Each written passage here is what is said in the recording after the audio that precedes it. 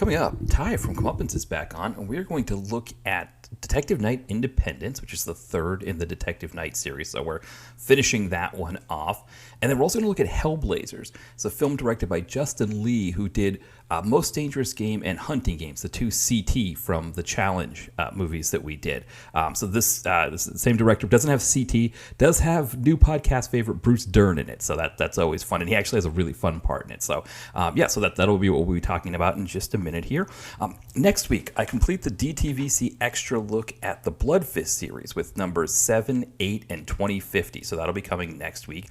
And then in 2 weeks, Ty will be back on with Brett, his brother Brett from Comeuppance. We're going to be looking at Charles Napier movies. So, our top 5 Charles Napier, also a lot of other discussion around Charles Napier. It's a really, really fun conversation. I think it's been in the works for a while, us doing a Charles Napier episode. We want to call it Napes of Wrath. That happens a lot with us, is that we think of the name for the episode before we actually come up with the episode itself. And I think there was a sense that, like, okay, Charles Napier, he's more of a character actor. Is there going to be enough for us to talk about? But there was actually a really good amount that we had there. I mean, the episode itself was rather compact, so it was it's just about an hour and a half. But both of us, on our lists had movies that the other one hadn't seen before. So I've definitely got some things added to my to watch list from that one. But it was a really fun episode. I think people will really enjoy it. Looking at the Spotify Wrapped for this past year. The last time Ty and Brett were on together, so the last time we had Brett on with Ty, we looked at Unsung Dudikoff, and that was the most popular episode of the year. So, I think people like that interplay between the three of us. I definitely check this one out. I think you really enjoy it. And then, from there, I'm not sure what we're going to do in terms of DTVC Extra. I'm still really leaning towards maybe doing a Marvel Cinematic Universe Phase 1 thing. There's 6 movies in that group, so maybe 3 episodes of 2 movies. One of the things I like about that one too is that they're all short relatively. They're all like in the 2-hour range except for Avengers. That's 2.5. So I thought that would be kind of a cool one. I know it's not DTV as much. And I think some of these DTV ones that we've done, like for example the Blood Fist ones, the Kickboxers, they got a little bit more response than say like for the Fast and Furious ones that I was doing. So, we'll see. But I don't know. I think, seeing the Marvels recently, kind of getting back in my comic book roots. I also, I play the Match 3 game on my phone, Marvel Puzzle Quest. So I was kind of a big comic book fan. So I think it'll be kind of cool just to kind of explore those movies, sort of where that whole Marvel Cinematic Universe starts, but also kind of, look at that time period a little bit, but also, my own comic book fandom. So I think that's probably where we're going to go next after we finish the Blood Fist series, is the Marvel Cinematic Universe Phase 1.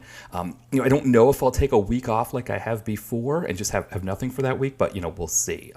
It's interesting looking at the Spotify Wrapped for this year, because if you remember, we switched to Spotify podcasts. At that time, it was Anchor Podcasts in October, I believe, of 2022. So I'd been on TalkShoe. I was kind of one of the last holdouts on TalkShoe before that. So I just switched over. So it's interesting looking at the numbers because, one, for example, we had a lot of old podcasts, right, from the TalkShoe one that came over that you can still listen to if you haven't before. Of course, those ones aren't going to get as much play because, I'm not advertising them. I'm not like, oh, check out new podcasts. People who subscribed aren't going to get those ones bumped. You essentially have to keep paging through the back archives to find those ones. So those ones don't get as many listens. And so, of course, that means the new ones, have these much better numbers, of course. And so it's like, talks about like kind of the average stream per podcast. Well, obviously, my average stream for podcast is way low because I have so many that only have like 1 or 2 streams because, they're old podcasts. So it's hard for me to kind of really look at the numbers and understand it. But I think, overall, the podcast feels like it's getting more listenership, that more people are listening, which I always appreciate, which is really cool. The other thing, of course, is my demographic numbers. Most of it is only through Spotify. So, for example, it shows that only men listen to the podcast. So we have women; they're probably listening on Amazon. They're listening on Apple or something like that, right? But that's Spotify just tells me that that's only men in like the 35 to 45 range that listen to the podcast. It's possible that's still only the case, but you're not sure. Like country data only comes through from Spotify. So people who listen on all the other podcast ones, I get the overall stream number, but I don't get like any demographic information there. So, it's kind of hard to kind of glean information based off that somewhat. But overall, right, I can kind of see the numbers and see that we are growing, which is really great to see. All right. Speaking of growing, the site in terms of what we've got coming up next on the site this week, looking to do The Get Back, Theo Rossi, a film that Ty and I covered on a previous podcast episode that you can go back in the archives and check out. But that was a really fun movie. It was a Tubi original. Theo Rossi, had Kim Coates, Dermot Mulroney. Yeah, it's just a really fun time. So I'm excited to review that one. Of course, I'm a big Theo Rossi fan, kind of going back to Marvel. Loved his performance in the Luke Cage series. So yeah, we'll definitely check that out. And then we're already closing in on our Christmas post, right? As I'm writing this, we're less than 2 weeks away from Christmas, which is just crazy to think that. So, in kind of keeping up with that tradition of doing a documentary on around Christmas time, we're looking at Randall Scandal, which I saw that on Hulu. It was definitely an interesting movie, and I think it's really, really topical because Ty and I are watching a lot of those Emmett Furlow, Oasis, Bruce Willis movies, so to sort of get that context from them. And of course, prior to that, right, he did a lot of Seagal movies, right? So there were a lot of Emmett Furlow, Oasis, Seagal movies prior to him working with people like Bruce Willis and Robert De Niro. So, our site dealt with a lot of those kinds of movies. So it was really, really cool to see that documentary and kind of go behind the scenes and discuss it some. So, I'm looking forward to doing that review. And then just a quick shout out to this past weekend, I reviewed Outlaw Johnny Black for the site. And it is by far, hasn't even been up for a week, right? I published the review Saturday night, my time. Here in East Coast US. It's Tuesday afternoon my time as I'm recording this, East Coast US, and it's already the most viewed review of the year by far. It's beaten everything out. I think it's the most since I did Renegades, which I did Renegades last year on December 26th because it's a British movie. I thought it'd be fun to do it on Boxing Day, but it's the most reviewed since, and it's actually it's passing that one as we speak. It's getting more views, and of course that one Renegades, right, got a huge bump because like producer Jonathan Southcott got the word out on it. I think Tom Joliffe, the screenwriter, posted about some people involved with the movie were posting my review places, so other people found it that way. Outlaw Johnny Black, I just posted the review on my site and posted it on Facebook and Twitter like I usually do, but it has blown up. It is a huge one. So it's probably a sign that I probably should start doing. I should be doing more movies that are newer, that have just come out, especially ones that aren't getting a lot of other reviews. Beyond that, I think the best one before that one was either Operation Seawolf or Section 8, one of the new Dolph movies that I got to kind of before a lot of other people did. So, the issue, of course, is the money part, right? Outlaw Johnny Black was $5.99 to rent. But then my cable company gave me a deal where I could get it for $1. So, made it much more affordable. But I think that's the thing with the site. Our site doesn't generate any money. Probably the best way, to financially support the site, of course, is to buy my novels. But, with not a lot of money, right, I've got to kind of pick my areas of where I want to spend on things. And of course, for example, I subscribe to pretty much every major streamer. And of course, my wife uses those streaming sites as well. So, it's another area where I could probably be spending better. Probably another reason why I'd want to do the Marvel Cinematic Universe, because we pay for Disney Plus. A good amount of me paying for Disney, it's almost like Disney Plus. My wife and I do Hulu and I do ESPN Plus, and it's almost like Disney Plus is just sort of included in that. It's like, why not just get Disney Plus as well? So I like to watch my UMaine hockey, NHL hockey's on there, La Liga soccer or football is on there. So there's a lot of sports that I like to watch on ESPN Plus. So that's why we have it. And then of course, for Hulu. But it could be a way for me to kind of take advantage of that financially. That I'm also paying for all these Marvel movies that I never watch. So I could do that as well. But anyway, but I think it's a sign, that obviously that when a movie like Outlaw Johnny Black comes out and it's new, not a lot of people have reviewed it. For me to kind of get to it sooner, it's everybody's going to be looking for it. Like they're going to go to IMDb and be like, oh, who's reviewed this? Who said it's good? Who said it's bad? All that kind of stuff. So it's a great way to kind of get more traffic to the site. I think is that having those new ones, but. It could go the other way, too, because sometimes if you're one of like 30 people reviewing it as a new one, you're going to get bogged down, especially me. Well, direct-to-video connoisseur is kind of near the top, right, with those critic reviews. But either way, thanks to everybody who has been checking out the Outlaw Johnny Black review. It wasn't my best written review because that was part of the issue, is that I wanted to get the review out there. So I kind of gave it like one read-through and then posted it. So it's not my best looking one, which is great that it's like getting the most views when I didn't do the best job on proofing it. But it is a really fun movie. I think for people out there, if you've got the $6 to spare, I think it's $5 on Amazon, so it's a little bit cheaper. But if you've got the money to spare, it is worth renting it and checking it out. Or if you're in a situation like me where you can get a deal on a rental, I think it's a great one to spend it on. It is a little over 2 hours, like 2 hours and 10 minutes long.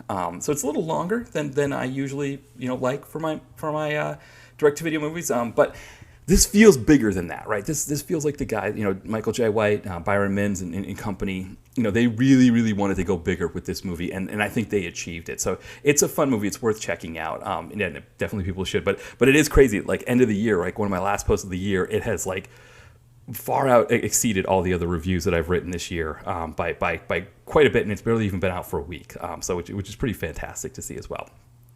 All right.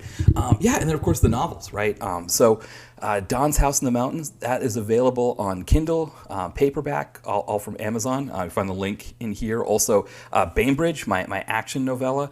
I'm debating if I'm going to do more with Bainbridge, but, definitely if you want to check that out, it's $2.99 on Kindle, so it's a very, very affordable price.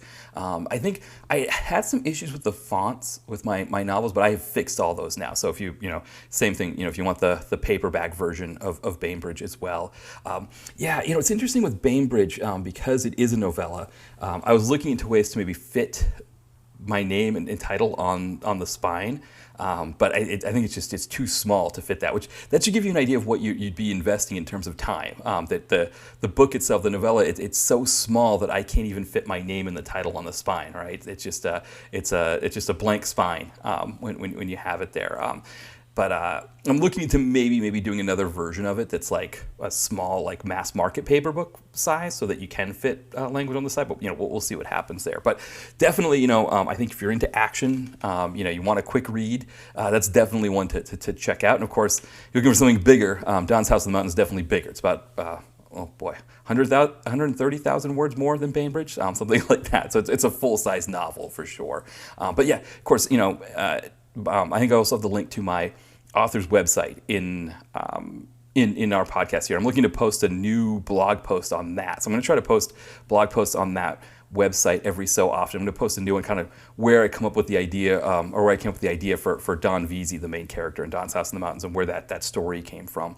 But I'll probably have different blog posts on writing and that kind of thing as well. All right, so I think that is everything. So why don't we take a break here? We'll have our theme song here, and then Ty will be on, and we'll talk about Detective Night: Independence.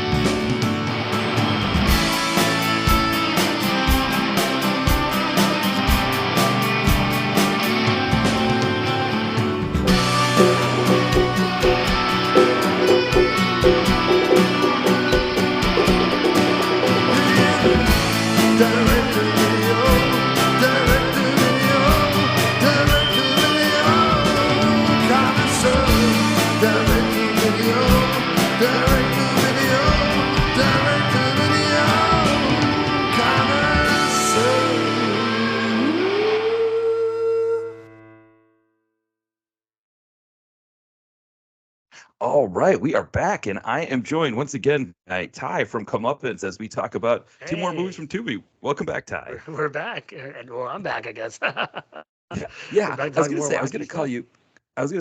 introduce you as collaborator, but at this point, it's almost like this is like a regular thing that we're doing. It's just sort of like a regular, What was the first one? It was Bruce, right? It was Bruce. It was the first one was, I think it was A Day to Die, and American Siege, right? American Siege, Keats, that's right, and A Day to Die. Was it Keats and Connor Connolly?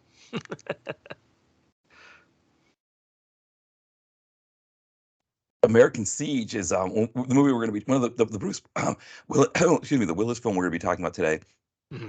It's actually directed by this guy, Edward Drake, who did American Siege. So, well, he can live off that laurel.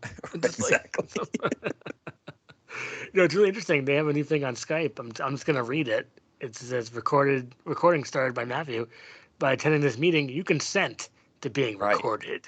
Yeah, and it's just like I've got to let everybody know they're being recorded, right? So it's like, yeah, it's I guess it's one of those things because obviously we're using it for this purpose, so we all know we're being recorded. Yeah. Though I guess it could be one of those things where like if you got on the call, right? We got on the call together, Mm. and I just fired up the recording without telling you, right? Like you could be talking to me about stuff and not know that it's all in the podcast. So I guess we That's true. take for granted that we communicate like I'm going to start the recording now, but Skype is like not everybody does that, Well, We were, that's interesting because last week we did Keenan's Cop, right? This yeah, recording did not pop. This like little pop up didn't pop up when it Brett was popped up on recording. my side. Oh, it did. It said what Brett was recording. Exactly when Brett started the Oh, recording, it said interesting. Maybe because you you okay. consent. Yeah. Yeah, So that's okay. Because yeah. if only let's say maybe Trump saw this. Like Right. it's like I see the recording started by Matthew. Great guy, Matthew Poirier. He's gonna vote for me in 2025. Wait a second, 2024.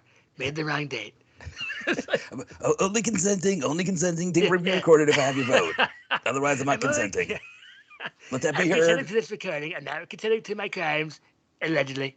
Okay. Yeah, Alvin Bragg is recording me. Sorry. Okay.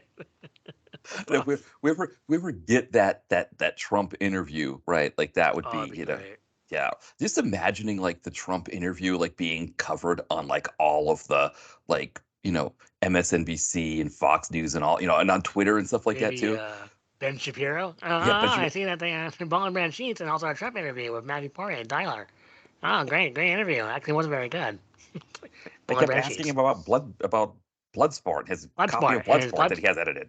Bloodsport is Bloodsport edited? Is Bloodsport related to war? Is it war? I'm a warmonger. I'm Ben Shapiro. Well, because yeah, I wonder too. Got him. Because I mean, some of the things I think that you'd have to ask Trump.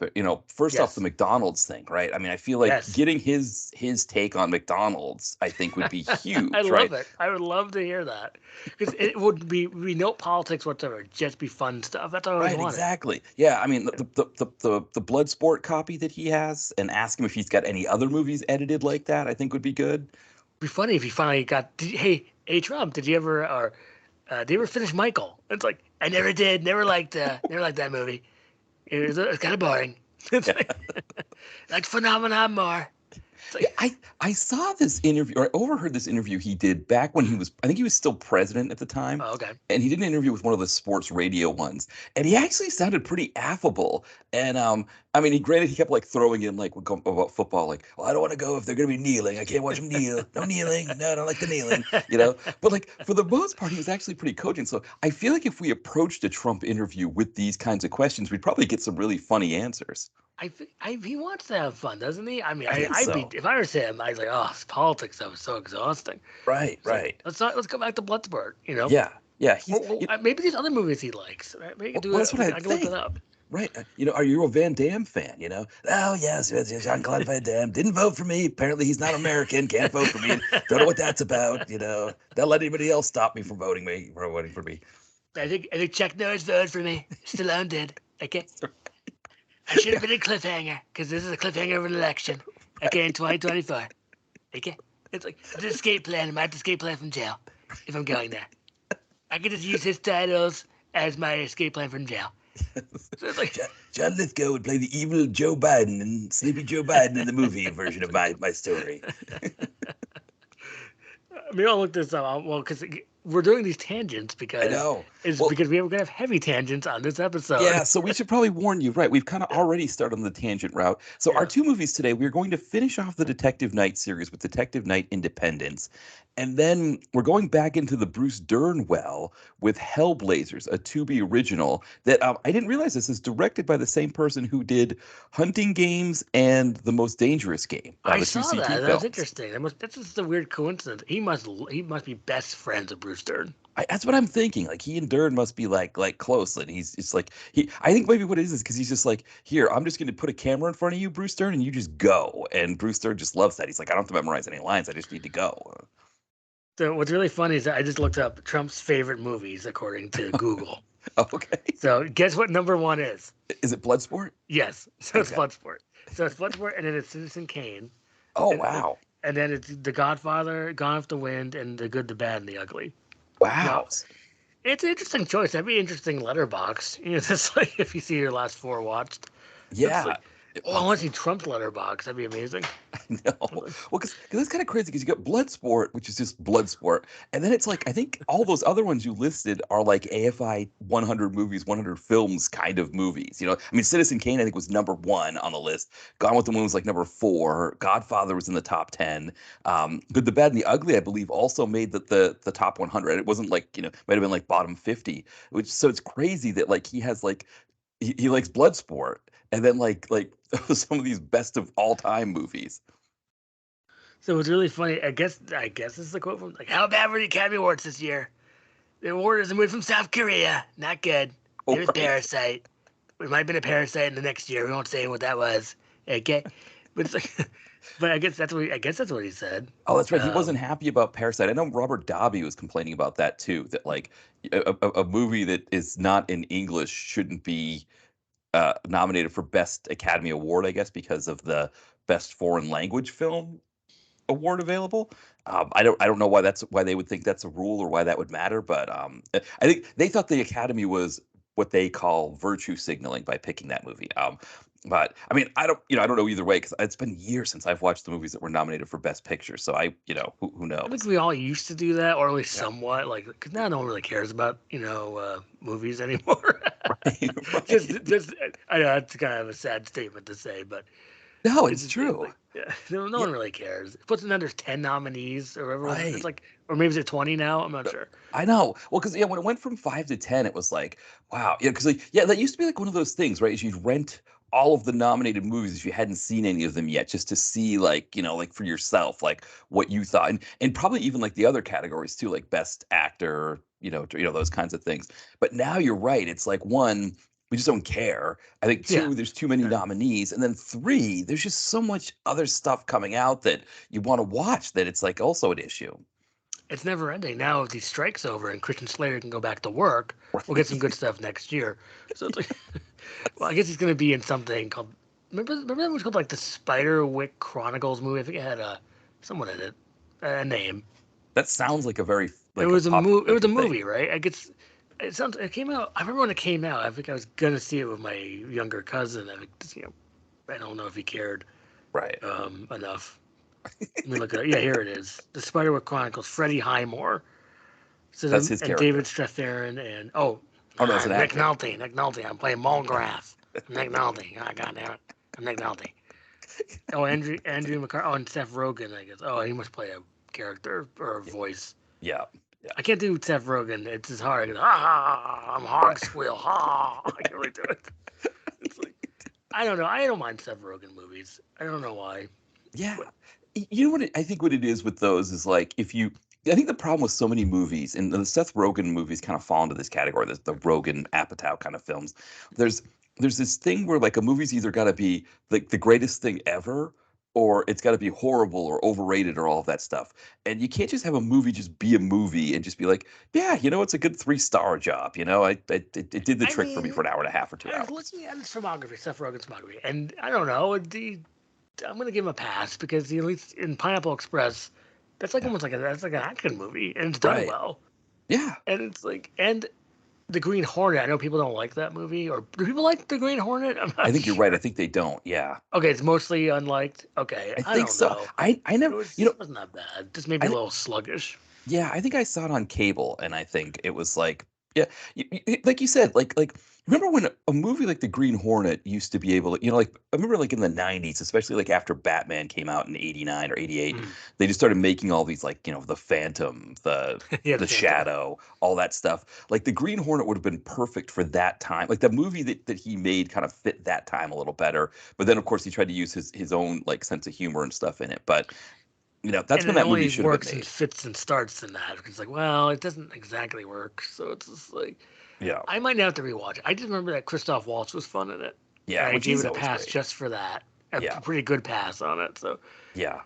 and there's something that's like, wow, I'm surprised I got away with it too. It's like, oh, you got away with that? I won't give it away. It's Right. connected to Christoph Waltz towards the end. Yeah. Uh, Wait, so we're supposed to talk about these movies, right? Oh, what are we watching? Then we can talk about the Yes. movies. Yes. And I want to quick say with Christoph Waltz before we go Sure, on. go ahead. The fact that he did a Gary Daniels I know. DTV I actioner love it. is the most amazing thing ever. Which it was one of the spy ones, right? It was Queen's Messenger. Queen's Messenger. That's the one. I Yeah. thought so. Which I believe is on Tubi right now for people. So now it's on Tubi. I had to pay through the nose in the UK to get that. I know. I don't even remember how I got it too. It was like a mess. It was like It's on it was Tubi. like, It's awesome. yeah. I think I may have seen it. Like somebody may have posted on YouTube or something. But oh, actually, it's not on Tubi anymore. It looks like now it's like only Amazon. So unfortunately, yeah, it's not there anymore. There are 2 critic reviews for Queen's Messenger. Can you guess who the 2 are? I think it's you and I. Yeah, exactly. It's a hard movie to find. Hopefully, people will stumble upon it across Tubi. Yeah. Did you watch City of Fear? I know we've seen that, the Gary Daniels movie. Yes. Oh, yes. The My memory of it is terrible. Yes. Yeah. My memory of it is terrible. I think it was pretty mediocre overall. Yeah. I think it was trying to be like Cold Harvest, which I thought was a good Gary Daniels movie. We need Gary Daniels movies for podcasts, right? I thought we did. We did a top 5 Daniels. We did, yeah, and then then it had to be Recoil. Yeah, so we did a top 5, and then we also did a top 5 PM that was, I don't want to say it was Daniels heavy, but obviously Recoil, I think, made both of our lists. I think Riot may have made one on your list as well. I can't remember if you had a second of the 3 Rs of the Daniels 3 Rs. That's a good segue to our next pod. We're going to do a review, which is Napes of Wrath. Napes of Wrath. Napier. Yes, which will be a good one, I think. Yeah, so for people listening, it's been a while since we've had Brett on here with us. I've been on with you guys a couple times on your pod recently, but we haven't had Brett on in a while. And the last time he was on, we did Unsung Dudikoff. It was well received. So good to hear that. Yeah. So he's coming back on, and we're going to do Napes of Wrath. We're going to do some Charles Napier. So that's going to be a fun one. It was interesting because I was talking to him about it. It's like, well, yeah, he plays a lot of Lieutenant Perkins. That's what we said about Richard Roundtree or Colonel Perkins, someone named Perkins. Mm-hmm. And it's like, so it's going to be tricky which is the best colonel, which is the best detective, or exactly. or chief. But it's going to be It'll be a fun one. I think we've got a lot of good stuff that we'll be able to go for with that. So that'll be I think there are a lot of different ways we'll be able to we'll probably do some things that are a little different than what we've done with the previous top 5 list, just because Napes is a little bit different in that he plays a lot of supporting roles. But he's like so there's just something about Napes that, like, about him. Yeah. He can do the William Smith sit behind a desk and yell at a guy. He can do the sit in an office in a faraway place with an American flag and a picture of the president behind him yelling on the phone. Oh yes, it's usually Reagan. Yeah, like, Reagan, Bush. Yeah, those, I mean, just so Clinton, many.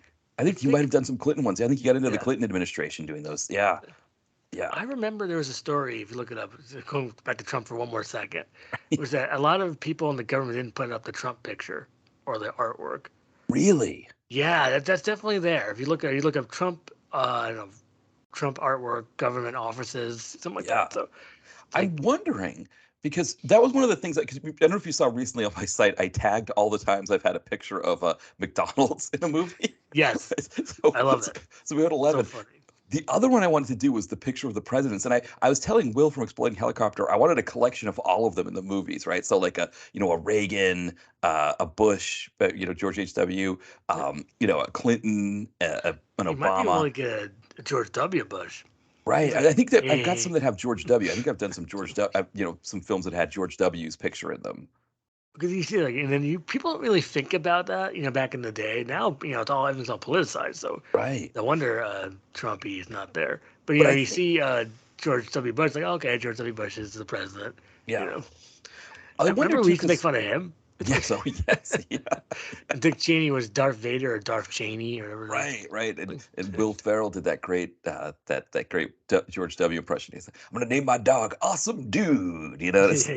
See, we used to like that. Like, oh, okay, George Bush is good. Well, he has said some amazingly stupid things. Right. Yes. Yeah. I mean, like. Yeah. Like, if people and fish can coexist together. It's the one I can think of off the top of my head. Well, there was the one that was fool me once, shame on you. Yeah. Fool me twice, you're never gonna fool me again. And like that was one line that he had there that was good. It is the classic George W. Bush thing, which is where he loves Chuck Norris. He loves Chuck Norris. And it's like, I bet he had to talk to Laura, convince him to watch Chuck Norris movies with her. It's like, hey, Laura, you want to watch Invasion USA? No, nuts. I'll watch it myself. Maybe Jeb watches it. No, he's too low energy. Yeah, He's the only entry for Chuck Norris. yeah, I do get a sense that out of the Bush brothers, now granted we had the one that was busted for the savings and loan thing in the 90s, Whoops. but I think out of the Bush brothers, I do get a sense that George W. was the hardest partier, which I think it's taken its toll on his heart now in later years. But I get the sense that he was the one that, like, yeah, if you were going to do a weekend at Crawford Ranch, you don't know if you're going to come back from that the same person, because it could have gotten wild, I think. This is the last thing I'm going to. This is not about Trump. This is about the Spiderwick Chronicles thing.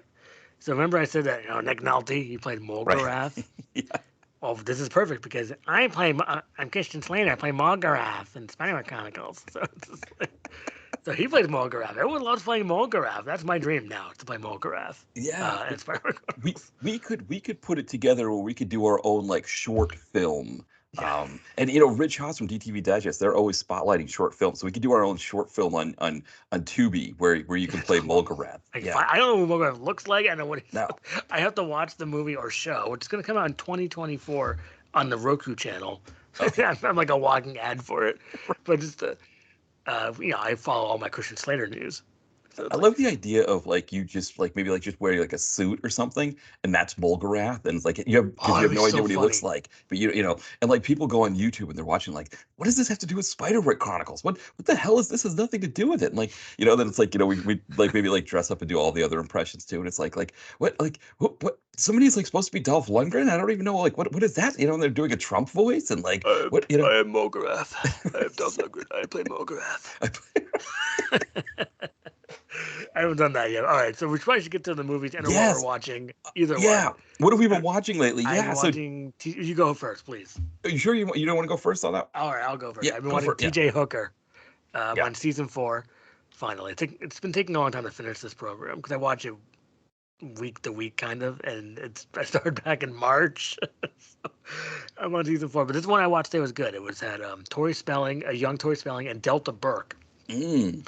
And I'm gonna say it. She's a gypsy. Yeah. Tori Spelling, and and her uncle gets killed during like a grand theft auto robbery, and then little Tori Spelling wants revenge, and Delta Brooke's like her mom, kind of. It's just like, and guess whose car was stolen? It was Adrian Zemed. But Of course. he's obsessed with his car, and then actually it was a pretty good episode. I mean, the thing is that you have more time to breathe on these shows. It's about 45 to 50-minute episodes instead of the 38 minutes you get today. Yeah. So yeah, it's been going well. And how about you? Yeah. TJ Hooker's interesting. I was trying to think because you mentioned Tori Spelling. If this was an Aaron Spelling show, it might just be It that sure you just got her. Aaron It Spelling was. and Leonard Goldberg. Oh, okay. Yeah. It's so weird how that is. Like how I kind of feel bad for Tori Spelling, but it just seems like a I don't want to say trope, right? That's not the right word. It's like it was a thing in the 80s and 90s that if he did a show, he got her on the show, right? Like Yeah, if he she was looked like she's producing like it. 9 years old on it or something. This came in 1980. This episode was 1985, Yeah. or something like that in that area. Yeah, because I think she was one of the youngest cast members. Like she was one of the few that were like actually the age of a high school Oh, student no wonder. on the 'Cause, show. that was 85. Then what was now 210? That was like 91, 92. Right. Because So if you yeah, think with that about that, age, yeah. 90210, right? Like you had like, so like I think the Jason Priestley and I think he was maybe I'm trying to think. I mean, I know like Luke Perry, I think he was born in like 66. Or no, Andrea was born in 66. No, I think Luke the Perry other was born in 1945. Then he became a teenager and R.I.P. But he had head wrinkles. Yes. Yeah. It's like you're supposed to have those in high school. Yeah. Or not, I guess. I mean, it was such a fascinating thing to like have him. I mean, obviously, like Andrea was older, but like she, for whatever reason, she looked a little bit younger, so like looked the part a little bit more.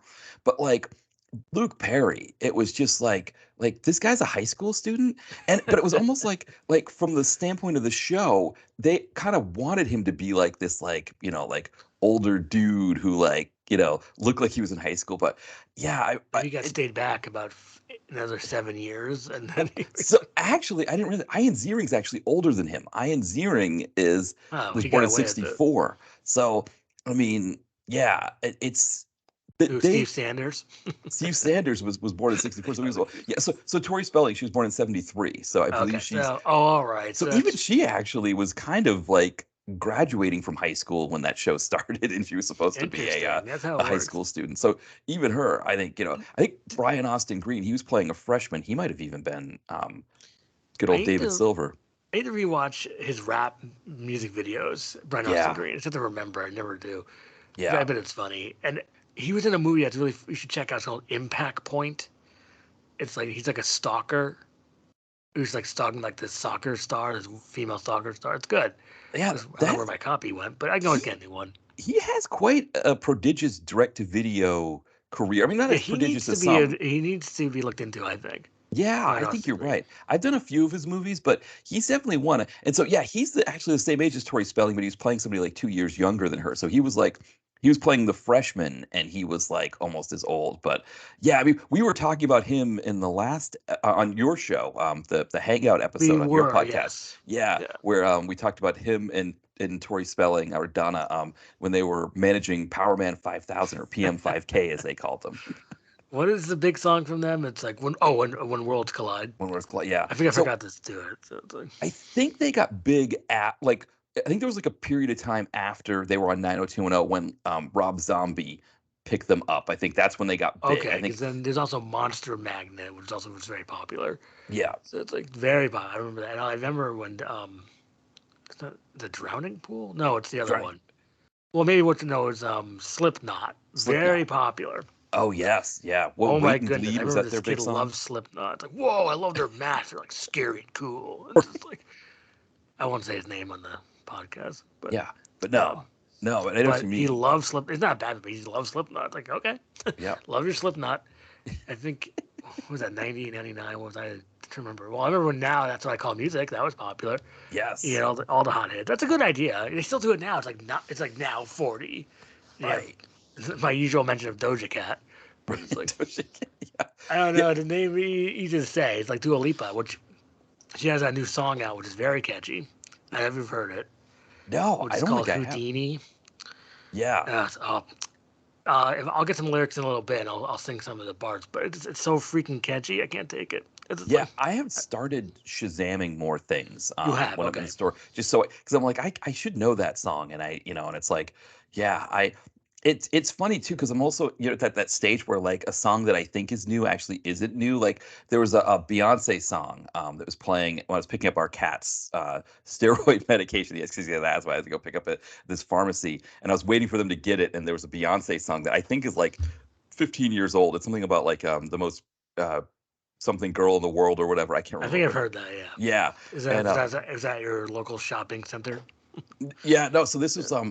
this is like a little bit further out. It's like this fancy compounding pharmacy that does our Oh, okay. cats like dirt. Like it's a steroid that we rub on his ear, and so yeah, I have to go up to it's like the Spring Garden area. It's actually kind of near when Brett visited, kind of near where the Mhm. VHS pop up shop thing was. It's actually in that area.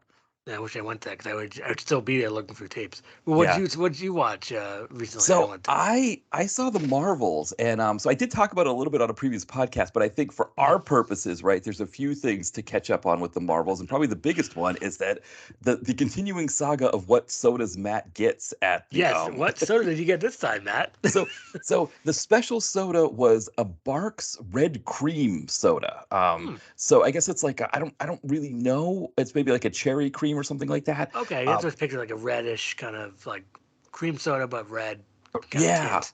Yeah. Exactly. It was really good. The only thing was it didn't really cross my mind that it was caffeinated, and I probably drank it a little bit heavier. I mean, I always get the large. I get the large popcorn Okay. with the large soda. It's like a deal you get for like $20. What about Uh, your ice? Do you like to fill it with ice, or do you like to I do like have a good lemon half. ice? I do a Half half. ice? That's You know, fair. yeah. Yeah. And so I kind of because they have those I almost said Ford Freestyle, those Coke Freestyle machines. Oh, you So do. Okay, I they like just that. give you the cup and then you go put your ice in and then pick what you want. So then like you have the screen and you pick it out. And so they always tell me what the special is. And so that I was like, all right, Barks Red Cream, let's try that. And so you can get like the zero version, I guess the no sugar version, or the regular. It's like if I'm going to a movie, I might as well just get sugar, right? Like I mean, what am I doing not Might having as sugar? well. Yeah. And how was the Marvels with our buddy from the Perishables from the past? No subject, Brie Larson Yes, and it Alison was. Brie. Listen, right, exactly. Yeah. No, it was good. Again, it's one of the, like what we were talking about with movies where like they can't be just good movies. Like just like No, you can't. just like it. It's like either A, which I get the fact that because the movie had like a budget of 220 million that it's got to make a ton of money. And so I get that part that like if it's not making a ton of money, it's probably an issue. But I just thought it was like like I don't know necessarily you need to see it in the theater, but I think when it comes out on streaming or something like that, you pop it in to watch it. I think you'd enjoy it. It's only like an hour and 45 minutes long. I It's heard it's just pretty short. yeah, it's like I think Mitch from Video Vacuum summed it up best. It's like kind of a fun space romp. Like that's kind of um like the whole thing. There's this whole thing of like you had to do homework to watch the movie. Like you had to I go. heard about this. You had to Yeah, watch like 15 Marvel shows and right. 10 And movies. yeah, and I didn't. I did see the first Captain Marvel, so I have seen that one. But I Mhm. didn't see, the Ms. Marvel or whatever show that the one Marvel was on. I didn't see WandaVision. I haven't seen either of those yet, and I I hear didn't need very to good see them things for. about WandaVision. Yeah, same here. I have heard. I guess they recently released it on like some kind of 4K DVD. I Oh, saw. I'm getting close to getting 4K. I'm very close. Are you? Yeah. I'm close enough. I might get it for Christmas. I hear. Yeah. Oh, I 4K. still get Yeah. Christmas gifts, so I Yes. might get it just to Yeah. watch Hellraiser 4 Bloodline, the the work print. I'm willing Yeah. to go to 4K. That's why I'm getting it. Yes. Yeah. The 4K thing, like, it is interesting. 'Cause I think only certain things can go 4K. Like, I think a lot of the stuff that we like, it can't be made 4K because it was like the way it was like recorded on like crummy stuff. Like, I'm sure, like, probably like Samurai Cop, right? Like Amir Sherman's, I don't think like that they, look great. right. They probably can't 4K that one. But yeah, but it is like kind of where a lot of the stuff is going. We should probably get to our movies. What are we watching? Mm. What are we talking about today? Yeah, No, well, we'll I'll get my jump in. notes. So we've got two movies that we're talking about here. The first one is we're going to wrap up the Detective Night series with Oh Detective yeah. Night Independence, and then we're going to talk about Hellblazers. So, yeah, but maybe I'll just give a quick synopsis of Detective Night Go right Independence. ahead. So Detective Night is back in L.A. After the wrap up of the previous film, Detective Night Redemption. So he's back in L.A. and he's just kind of just doing his cop stuff. But then Jack Kilmer, Val Kilmer's son that he had with Joanne Wally Kilmer, he is a what you would call it a what why can't I think of EMT? He's an EMT, Okay. and he's working with this girl who may or may not be Bruce Willis's estranged daughter. I mean, it's pretty obvious that it is, but they kind of try to hide that from us. But anyway, they're doing EMT stuff, and then Kilmer gets fired from his job as an EMT because when he goes to the scene of a bank robbery, uh, one of the robbers is lying on the ground bleeding, and Lachlan Monroe kind of says something to the effect of like he's not, he's not really alive or something like that. It kind of makes it sound like like, hey, well, we're gonna look the other way and let this guy just die here, and then it ends up getting Jack Kilmer fired, and so he starts to spiral out of control. He goes to the morgue, steals a dead cop's uniform, and starts wearing it around, doing stuff. And then that just devolves into him with his dad, who's played by our favorite poor man's Nepper, Robert Nepper, as some kind of What's his name again? Timothy V. Murphy. Yeah, Love that guy. yeah, the court case, Timothy V. Murphy. Yeah. Uh, Who won? We don't know right, yet. It must be still pending. right, exactly. But Kilmer and a couple of guys that his dad knows goes to rob a bank, and the whole thing devolves out of control. But then Bruce Willis, of course, is there on the scene to James Knight the whole situation. So yeah, When Ty, you were what did you mentioning think? that, I mean, I also, while I'm watching TJ Hooker, I'm also watching House, or Right, House MD. The MD is so small when you watch the credits, right, but it's just House. It's really small, it's like microscopic. yeah. I don't know if you've seen a lot of House. I used to I'm watch it. back I had a into it. friend who had some friends that were fans of it, so I used to watch it with them on Monday nights when it was new. So I It's remember. still a high quality program. I mean, yeah, there's one I fell into, or I ran into a weak episode. It was season 3. Yeah, I forget, maybe 17. yeah. Some guy like eats a toothpick and almost dies. It's like what that, and then also House needs to get a new parking space. It's like, sure, this wasn't the writer's strike. But besides that, because that was the A plot and the B plot was those two videos. You gotta be kidding me. Yes, yeah, But right. overall, it's a quality program. Yeah, Because House yeah, has all the best lines. yeah. And one of the things I always remember about that was uh, uh, Hugh Laurie and Zach Braff were presenting an award, and I think it was because they both played TV doctors at the time that they were presenting together. And so Hugh Laurie is speaking with his natural like English accent, and Zach Braff's like, "What are we talking in English accents today? Like, what are you doing?" You know, and Oh, he's right because it was like the whole thing. Like, I guess a lot of Americans didn't know that House wasn't American, but oh, his you act guess by his name, but just like right, his name's Hugh Laurie. right, It's like, but fine, he's American, I guess. right, exactly. The But voice is great. I mean, that's how the show keeps you going because that accent he does is amazing. I House know. is, yeah, I don't know how he does that. Yeah, my buddy was saying that like it's the most amazing thing because like there's no American accent that sounds like that. It's not like he tried to like mimic a certain American accent. It's just his own version of an American accent. Well, that's what if you watch Doctor Strange, I feel like Benedict Cumberbatch, that's what I call him, has the same kind of House accent when you hear his American accent. It's like, hey, that's House. Hmm. But I mean, he has all the greatest lines. I mean, I don't know how it must be fun to write for a House back then because it's like it's everything terrible, and of course he's the hero. Right. It's like it's so great. Um, I mean, it's falling off a little bit. Right now, I'm on season 4. Yeah. Cal Penn, or I guess Kumar, Yeah. and Olivia Wilde are hanging around now. Yeah. Um, but it's Yeah. good. Oh yeah, Detective Night. I'm gonna read my notes. Okay. Yeah. And I was gonna say I think Cal Penn leaves soon after because he gets a job with the Obama administration. And I think Yes, yeah. I heard that. What did he? He was like press liaison for I don't know, some job. Yeah. It's Yeah. like, So he I like don't know. left Why would you acting for a want bit. to you get rid of your cushy TV gig, which probably you get a lot of money because you're still somewhat of a name, Cal Penn, to Yeah. leave for the Obama administration? It's like, why? Yeah. It's I like I mean, it's not even just politics. It's why you have a nice gig. Yeah, I It's wonder hard to because get he on was TV. younger if he just thought that like those gigs come around all the time. Like it's not like you think of like Jim Belushi when he got, according to Jim, he had been struggling to get, to work for like He for two was. decades, Who, you Jim know. Belushi? Right. Well, like Wow. he kept getting like these small gigs. Like he'd get like a small role here, small role there. Like he'd get Oh yeah, these he was in that weird movie called Backlash. I don't know if right. that. You ever see that one? Yeah, yeah. Oh, actually, I don't know Charles if I have Durning. seen I think he Backlash. has two. I think he shoots two people with two guns. Oh, I don't know if I Charles have seen Durning. Backlash. Actually, I have to check that one And out. That you have to wait sounds the good. whole time, and you'll laugh. Just watch Yeah, that part. Really, the movie itself's pretty mediocre, but that yeah. part's hilarious because it's But I Charles think Durning. I think Belushi, he was like kind of going like paycheck to paycheck essentially. Interesting. And Yeah. and then he gets according to Jim and he's like, I'm just gonna ride this because it's like the TV series, if you're the name above the credit, especially on a TV series, like that thing can set you up for life for the most part, like Yeah, he it's didn't have to work again. I mean, why yeah, work? right. But yeah, so Detective Night. Yeah, so I like the opening of the movie a little bit Yeah, because it was like a kind of a point of view, kind of doom kind of thing. right. That's kind of interesting. It's like, oh, okay, hey, maybe we like part two. I'm really Yeah, enjoying it. And it was like, I said it was mildly intense. yes. But then the problems fell right into it right quick, worse than usual because I put Bruce as Bruce now. He's dubbed, Yeah. Yeah. not looking at other characters. He's not looking at them. He's just like he's off to the side looking. It's just sad. Yeah. And of course, the main fatal flaw that we talked about before we recorded, the gosh darn split screens. Yeah. Brian De Palma's Detective Night Independence. So it's just like that's what I was thinking. Like, oh my, I'm okay fine one split screen. It's like all split screen.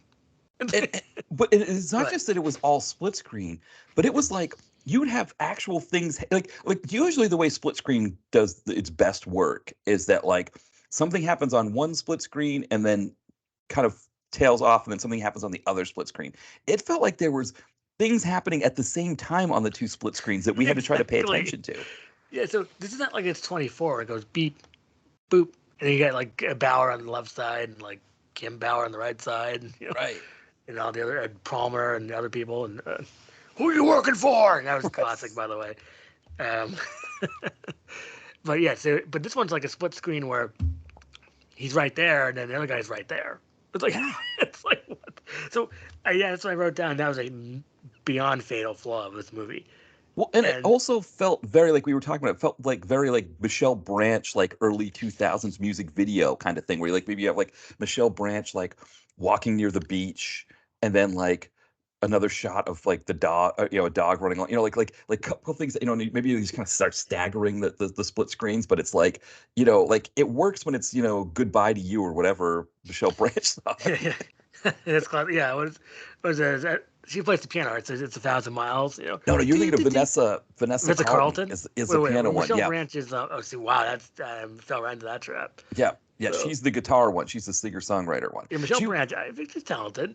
Yeah, the thing I remember is at the very beginning of her career, she ended Oh all of her yeah. lines with right? So she'd be like, Really? what was the song Everywhere? She'd be like, You're everywhere everywhere to to me. me, Yeah. everywhere Oh. Yeah. What are do those I my see eyes? ya. Yeah. Yeah. I had to look at that. Hear the eyes again because I heard that. I probably ruined it for you because once you hear it, like that's it. It's hard to turn it off. Well, she has all these like sad songs for like teens in the was it mid 2000s? Yeah. Like, cause you're depressed, and it's like so it's like, Yeah. which is fine. Yeah. You're a moody teen. I was a moody teen back then. I guess my age, Yeah. but well, I was half moody. It's like, were you a moody teen back then? Well, I think we're kind of the same age. Yeah, It's that's a like, good question. Yeah, yeah, maybe because and then the other thing too was that like for moody teenness, you also had like Snoop Dogg with Doggy Style and Dr. Dre with The Chronic, and then Tupac was coming. And so you had like some of that moody teen. Biggie had an album. Um, oh, so okay. Okay. So wait, we must not be the same age then. Cause I'll just say I'm 37 years old. So yeah, so I'm you know, 44. So yeah, so I'm you're 44. yeah. So Nah, you look like you're 25. Just according to this picture I see on Skype. well, that's You're because that 25 picture years was old? taken when I was like that picture on Skype was from like 2013. So I would have been Okay, 35, 34 when, 35. when I took that picture. No, Yeah. So I'm gonna ask. I might as well ask you. That's a silly question. Is that an Argyle sweater you're wearing on the mm, picture? Is it's it? a sweater that I got Yeah. from I don't remember, or my mom got it for me for Christmas one time, and I was like, Hey, nice. It's nice. It's a good sweater. yeah. So when I started teaching online, I needed a profile picture. So I just had that picture taken for the profile thing. Actually, I didn't even have it taken. I set up my digital camera and took the picture of myself. And then when I kind of got into my job, kind of working with the company as opposed to just teaching, I needed a profile picture. So I used that. And so one of the things was when I first met people at the office because I was working online for so much, and we did Skype calls at that time without doing video for like we do Mm. now. I was like, nobody's gonna know what I look like, so I wore that sweater when I went there because they all knew Oh, me that's your wearing that look. sweater. Yeah, It's like at you're this like the stage, mentalist. You're like yeah, if he doesn't wear that mentalist vest, right. I is that the mentalist? Is that Simon? It's like, Yeah. it's like Well, the problem is now, and for people listening, my Skype ID, it's like this picture of me, just sort of like a kind of like a shot from like the waist up of me wearing this Argyle sweater. But yeah. that sweater doesn't fit me anymore. Oh, okay. So yeah. So and I think I had a button-up shirt underneath it, and neither of those fit me anymore. So the funny thing too is I think the button-up shirt that's underneath it, I think that's the one. If I see the picture, yeah, I believe that's the one that when I was in graduate school in the mid 2000s, I was ironing that shirt because I ironed my shirts at that time. And I think what had happened was I put it on without realizing that it needed to be ironed. So I took it off and it had gotten deodorant on it. And I Oh, didn't know when I ironed it with the deodorant, it just kind of dissolved was it so like it the had white holes in it. powder, or is it like the Mitchum kind of like It was no, it was like liquidy? the degree powder Oh, it's kind, one of yeah. those. Okay. And so I could only wear that shirt if I wore it underneath shirts. So it Oh, also meant okay. too that like I could never be in a situation where I had to take off the sweater. It was like a gamble, you're making that like I never take that sweater off if I'm got the with the hole under it. But I'm very like it's weird. I'm what they call penny wise and pound foolish. Like it's like I Mhm. won't throw out a shirt that has a hole in it because I can get usage out of it. But I'll go to like the grocery store and blow $100 on like crap snacks or whatever. Just because I'm like, oh I do a lot of the same things. No one really likes shopping. yeah, This tells you, oh, we're both dudes. So right, it's like right, both dudes talking, doing Trump impressions and being goofy. right. We're not shopping. Yeah. It's like it's like yeah. Yeah. Well, and I think the other thing too is like the clothes shopping thing in particular has just gotten worse and worse over time. It Like has, hasn't it? I got myself I was visiting my family in New England, and my mom goes to J.C. Penney's, and I was like, oh, I'll just go there and pick up some stuff. So I got myself a button-up red and black flannel shirt, which is great. It goes with all Mhm. kinds of stuff. But my wife was jealous. She's like, why didn't you get me one? So I was like, okay, I'll go to Macy's and I'll get you one because it was like after Christmas last year and had the sales, and it was just such a mess in there, and I was just like, I felt like overwhelmed, like I was like like I can't, like I need to just be out of this place. And even just like thinking about it just feels like this like I massive like I don't know, I like this understand. claustrophobia. It's like, but the thing is that I don't trust buying clothes online because you just never know how they're made. Right, I right. gotta try them on in the clothing room. It's like Yeah. in the dressing room. So it's like, but we'll go wait. Let me go back to Michelle Branch for one more second, which is Exactly. wow. It's like people. Hopefully, people are expecting a lot of stuff about Detective Night split screens. Yeah. All right, so another popular song I remember from Michelle Branch was "Are You Happy Now?" I don't know if you've heard that. Yes. Yes. Oh Are you yeah. happy now, Yeah. Yeah, dear? and it started off with this like weird, because remember back then videos started with these like weird little opening things, and they like did Yes, sort of and like this is this a weird good like one. silent movie thing. Yeah. Oh, that was a song movie. I could try to do Michelle Branch impressions like Yeah. I down Yeah, right. away. All your lies become your truths. Yeah. Yeah, yeah. Yes. That's perfect. That's I tried it. Yeah, that's perfect. Yeah. I'll get to the next thing about taking that. That's perfect. Yeah, All I right, mean, she so loved that line when she penned it. When she wrote that line down, "All your lies become your truths." Like at that that's time, I don't perfect. think the term gaslighting was as popular, but that's what she was describing there. But they didn't have the term gaslighting yet, so she had to That's come up with that. Yeah. it's a perfect line for the song. I mean, Yes. Yeah. Exactly. Yeah. yeah, the way he did it was perfect. I love that. Okay, so all right, so let's see. So split screens. Okay. Oh, okay. So I thought the movie was messy overall, Yeah. but I did think it was funny that it said based on characters by Corey Large. It's like it's like not like William Shakespeare or someone like nope Corey Large. It's like Right. Because I guess because Corey Large did the first two, he did, and then yeah. they just made this third one, and it tonally feels so different from the first Yes, two, it's a good, right? that's the problem with the movie. It's completely different, completely off. Yeah. Yeah. And I mean, like the thing is like there's a few things that go on in this movie that just sort of don't make any sense. Like for example, the Jack Kilmer character. He goes from like he's watching these like this Blue Lives Matter video guy who's making like viral videos on YouTube. And he's watching him. So you think he's just gonna like become a police officer and like be like doing vigilante stuff as a fake police officer, which would be really interesting, right? It would have been a really interesting story. But Yeah, do then that. yeah, then he just goes and like sees a bank. He's like, "Oh, I'm going to rob this bank," and it's like, when do bank robberies? And I guess, granted, yes, the characters in the movie don't know that the bank robbery is going to go bad, but like the plan that they had for getting out of the bank robbery and doing all that stuff just seems so bad that like I don't even know how they thought they were going to get away with what they were doing in the bank robbery. It's just written so sloppily. And Yeah, why is it every time there's a Texas Night movie, there's a bank robbery? yeah, Let's do something. Well, I think the first one wasn't really. I mean, like, and it had, but guess what? It just needed more of Lachlan Monroe. yes, But exactly. um, and actually I really enjoyed the ads on Tubi on this one because the movie wasn't on. Right. It's like because Yeah, it you wasn't like know. it wasn't outright terrible, but it was pretty bad. I mean, I hate to say that, but it's like you just feel bad for Bruce. No, I mean this one is a tough sit, and I Yeah, mean when it's not doing the split screen thing, yeah, right? Like at the very beginning, right after you get the bank robbery, they do this opening credits thing where they're just showing stuff. That looks like kind of like your early your late 90s, early 2000s video. Like maybe like Filter would have had a video that looked like that, or a one of filter. those Yeah, groups. what's that? Welcome to the Fold. Was that the song? Yeah, or what was it? The was Take my Filter? They were picture. take a picture. Yeah, Yeah, exactly. Yeah, I mean, because like they were doing like these sort of like this like grainy footage kind of thing yeah. of like Fine, stuff do that's that. You yeah, know, but you have the movie has to be at least watchable, which is not exactly watchable. It's the yeah, split screen. It's gonna be a splitting headache. right, So it's just like, exactly. so, Well, so, and then the other thing too is that there's this whole thing going on with so Bruce Willis's daughter, his oh strange yeah, daughter, is go back played to the by plot. Willow Shields, who apparently I didn't know that she was in the Hunger Games movies. So she's actually probably pretty famous, I've despite heard the. that name. Is she? Was she related to Brooke Shields? That's what I thought, but she isn't, which would have been cool Okay. that she would have been if she was related to Brooke Shields and we had Jack Kilmer related to Val Kilmer. But no, 'Cause that would seem like her kid name, Willow Shields. right, exactly. To Yeah. name your kid right. Actors from that time period would have named their daughter Willow. Yeah, but it turns out that no, as far as I know. But yeah, like her character is supposed to have like this drug problem, right? Like she's Mm. drinking, she's doing coke in the bathroom, but they never do anything with the drug problem. Like she's doing shots with No, her mom, but it's not like she doesn't get into a car accident from drinking. There's no like issue, it's like just sort of like there's nothing. There's this no conflict. It would just everything feels so truncated.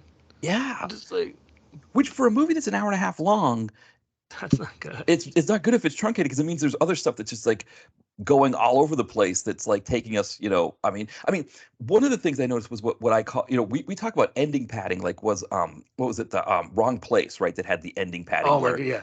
they're sitting on the dock, right, and they're just My talking man forever. Bruce, he died, man. Right, He exactly. died.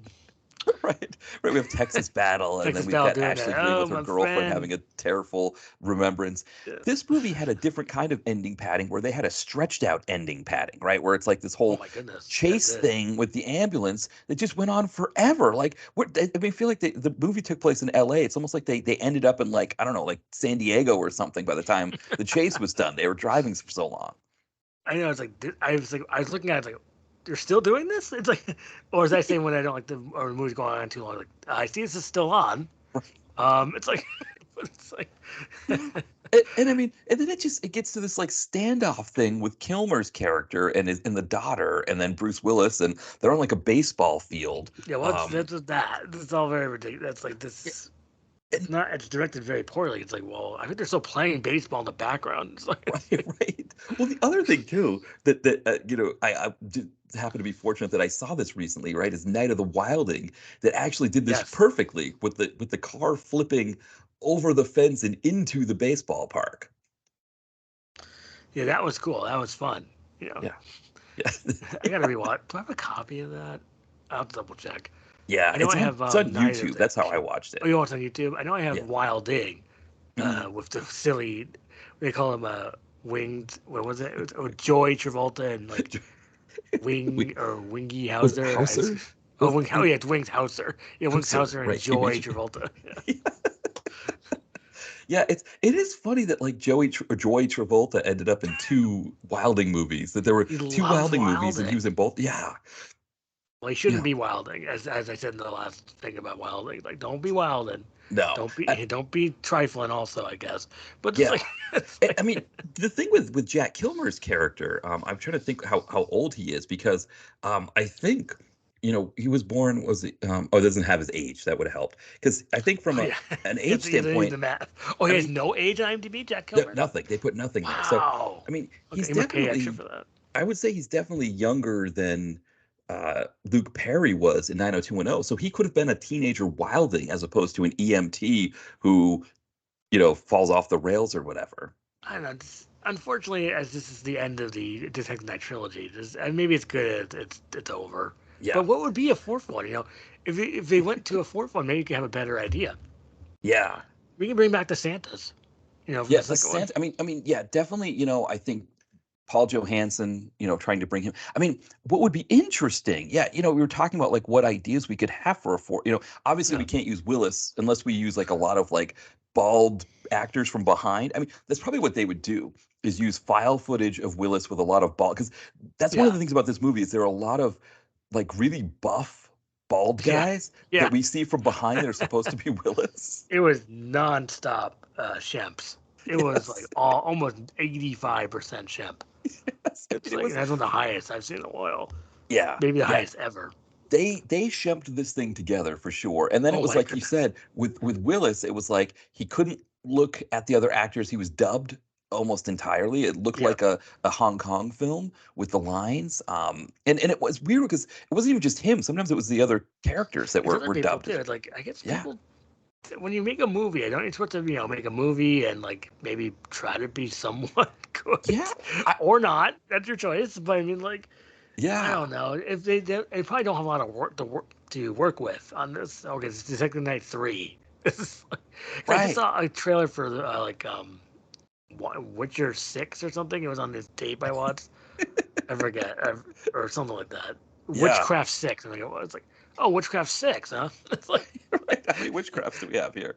It's like I Yeah. didn't know there were that many. I mean, I Well, and I think the other thing too is because we get so much dubbing and because the story was so all over the place. I didn't see anything on IMDb about this, but I wonder if like they made some last minute calls on the story and it was just like I mean I always think of the movie Ski School where you had Dean Cameron. Dave Marshak, right? Dean Cameron's character. His character's name originally was Marshall, and then the director thought Marshak was a better name, so he went through and dubbed every mention of Marshak with Marshall with Marshak. And wow, that's interesting. yeah, so you wonder if like that's. I mean, obviously it wasn't a Marshall Marshak thing, but I wonder if they were like, we don't like the end here, so we're going to do something new with it, and we're just going to dub over the original dialogue and just put something. I mean, like even like the Allie character, the Willow Shields character. It's like it's like when you watch a Hong Kong film and there's like a woman like playing the character, like doing like the whole like damsel in distress thing, like screaming or whatever. I thought it was something wrong with the stream. Yeah, for a second, right. Yeah, and it's like, oh, right, right, because it looks like one of those things where like the stream gets interrupted and the audio and the video aren't synced, and you have to refresh the page. Yes, that's what it felt like, and I have to say this was probably the worst Willis movie we've seen during this podcast. It's definitely close. I feel like what was the really Survive the Game. Survive the Game was up. Yeah, this was pretty bad. Yeah, this one. So I guess the difference between this one and Survive the Game, the reason why I might give this one an edge over Survive the Game is at least the director tried to do unique things. I mean, the split screen was a bit much, but at least he tried it. Whereas like Survive the Game, it was just like, we're just making this movie. We don't really care. Because I still want to see Assassin, which I see it's on Hulu. Yeah.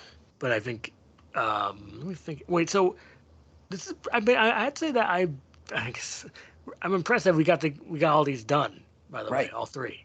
Well, so, you know what it was, right? Yeah. It was that the second one was actually pretty good, and I know that gave us the momentum to try to get through the third one. That really helped. Like, ooh, the second one was pretty good. Of all those, evil like ho. Yes. I laughed. It was okay. I was laughing. I actually kind of cared. Right. And then this one, like, ooh, it went right back. It went like 15 steps back. Yeah. It was like opposite the track. 1 step forward and 2 steps back. Right. That's what the Night series is, right? Right. So you go 1 step forward and 2 steps back for the sequel. And one of the things too about this director, Edward Drake, who directed the Detective Night movies, he's directed the most out of any we've been watching in this. He's done 4 because he did these 3 and he did American Siege. So it's interesting, right, that he's got Detective Night Independence, which we think might be one of the worst that we've seen on here. He's got Redemption, which we think is one of the better Bruce ones, plus American Siege, which is another that we think is one of the better ones. One of the biggest surprises of, what was that, last year we watched or this year? Yeah. So I was like, wow, that actually looks pretty good. Yeah. I was hooked in. I mean, like, just want to get hooked in. That's all you have to do. Just hook me in a little bit. Exactly. I'm very easy to please on movies. Just hook me. If you don't hook me in, I'm done. Yeah, and I feel like there was no reason to not hook you in with a 90-minute movie. Like there's no reason to not just give us something that we can latch onto. And this one, I think the Jack Kilmer thing, I think it was supposed to be sort of like this, I don't know, like Laban's roman or what, like a sort of a story of like a coming of age story for the Jack Kilmer character. None of it really materialized properly. And so then we're just left with like, why did I watch this? Like what was, unfortunately to say that, because I have just a few more notes, and it's just like one of them was they made a Justin Bieber reference. Yeah. It's like, so when did they write this? It's like, forgot about that dude anyway. Yeah. He was very popular though. Let's go back to 2010, one of these Canadian superstars like Seth Rogen or Alex Trebek. It's just like Pamela Anderson. Yes. Oh, I think Nathan Fillion, he's from Canada. So people love Canadians. Mostly. So it's like, it's. I know people call it America's top hat. Yeah. It's just like, but or is that The Simpsons, right? They called it America Junior. So America Junior. Okay, that's funny. All right, that's about America Junior. Kind of like a Whopper Junior or something like that. Right, exactly. To our friends in the North, we love. Actually, I've never been to Canada before, which is crazy because I grew up in Maine. To it. It's as a kid, but I guess it was fine. But you don't really think about it because you're a kid, you're a dum dum. Yeah. So it's just like you just like run around like a goof, trying to have juice boxes. Right, so right. I feel like a Canada trip, it's like, when they talk about how you shouldn't take kids that are like 2 years old to Disney. It's like the debate, do you take a 2-year-old to Disney World or not? Because 1, they're not going to remember it, but 2, 2-year-olds still like to have fun. So, taking them to Disney World, even if they don't remember it, they can have fun. I wonder if Canada's the same thing. Like maybe, parents, unless your child is of, you've got family in Canada, maybe you don't take them to Canada until they're old enough to appreciate Canada. Interesting. I don't know. The last thing I have here on my notes before we get to Hellblazers is, Yes. well, I said you fortunately don't care. And Right. the line that Jack Kilmer says at the end, like, the government is the biggest gang in town. Yeah. It's like, well, first, it's sort of a stupid line, but Right. it's an interesting idea because what if Bruce actually responded to that correctly? He doesn't respond to anything. I probably can't anymore, but if he responded to that, I think he would have have an interesting conversation for a minute. He just did nothing. He just put your gun down. It's like he did nothing. He just did nothing. Because it was another one of these ideas that was not fully fleshed out. Like Exactly. the idea, I remember Zach De La Rocha from Rage Against the Machine. He was doing a concert because I guess there was a concert that they did where the police got rough with some of the concert goers, and he did this big opening where it was like, the police, there's like however many thousands of cases of police brutality every year. They're like the biggest, most organized gang in the country, all that kind of stuff, right? But he could at least flesh it out some.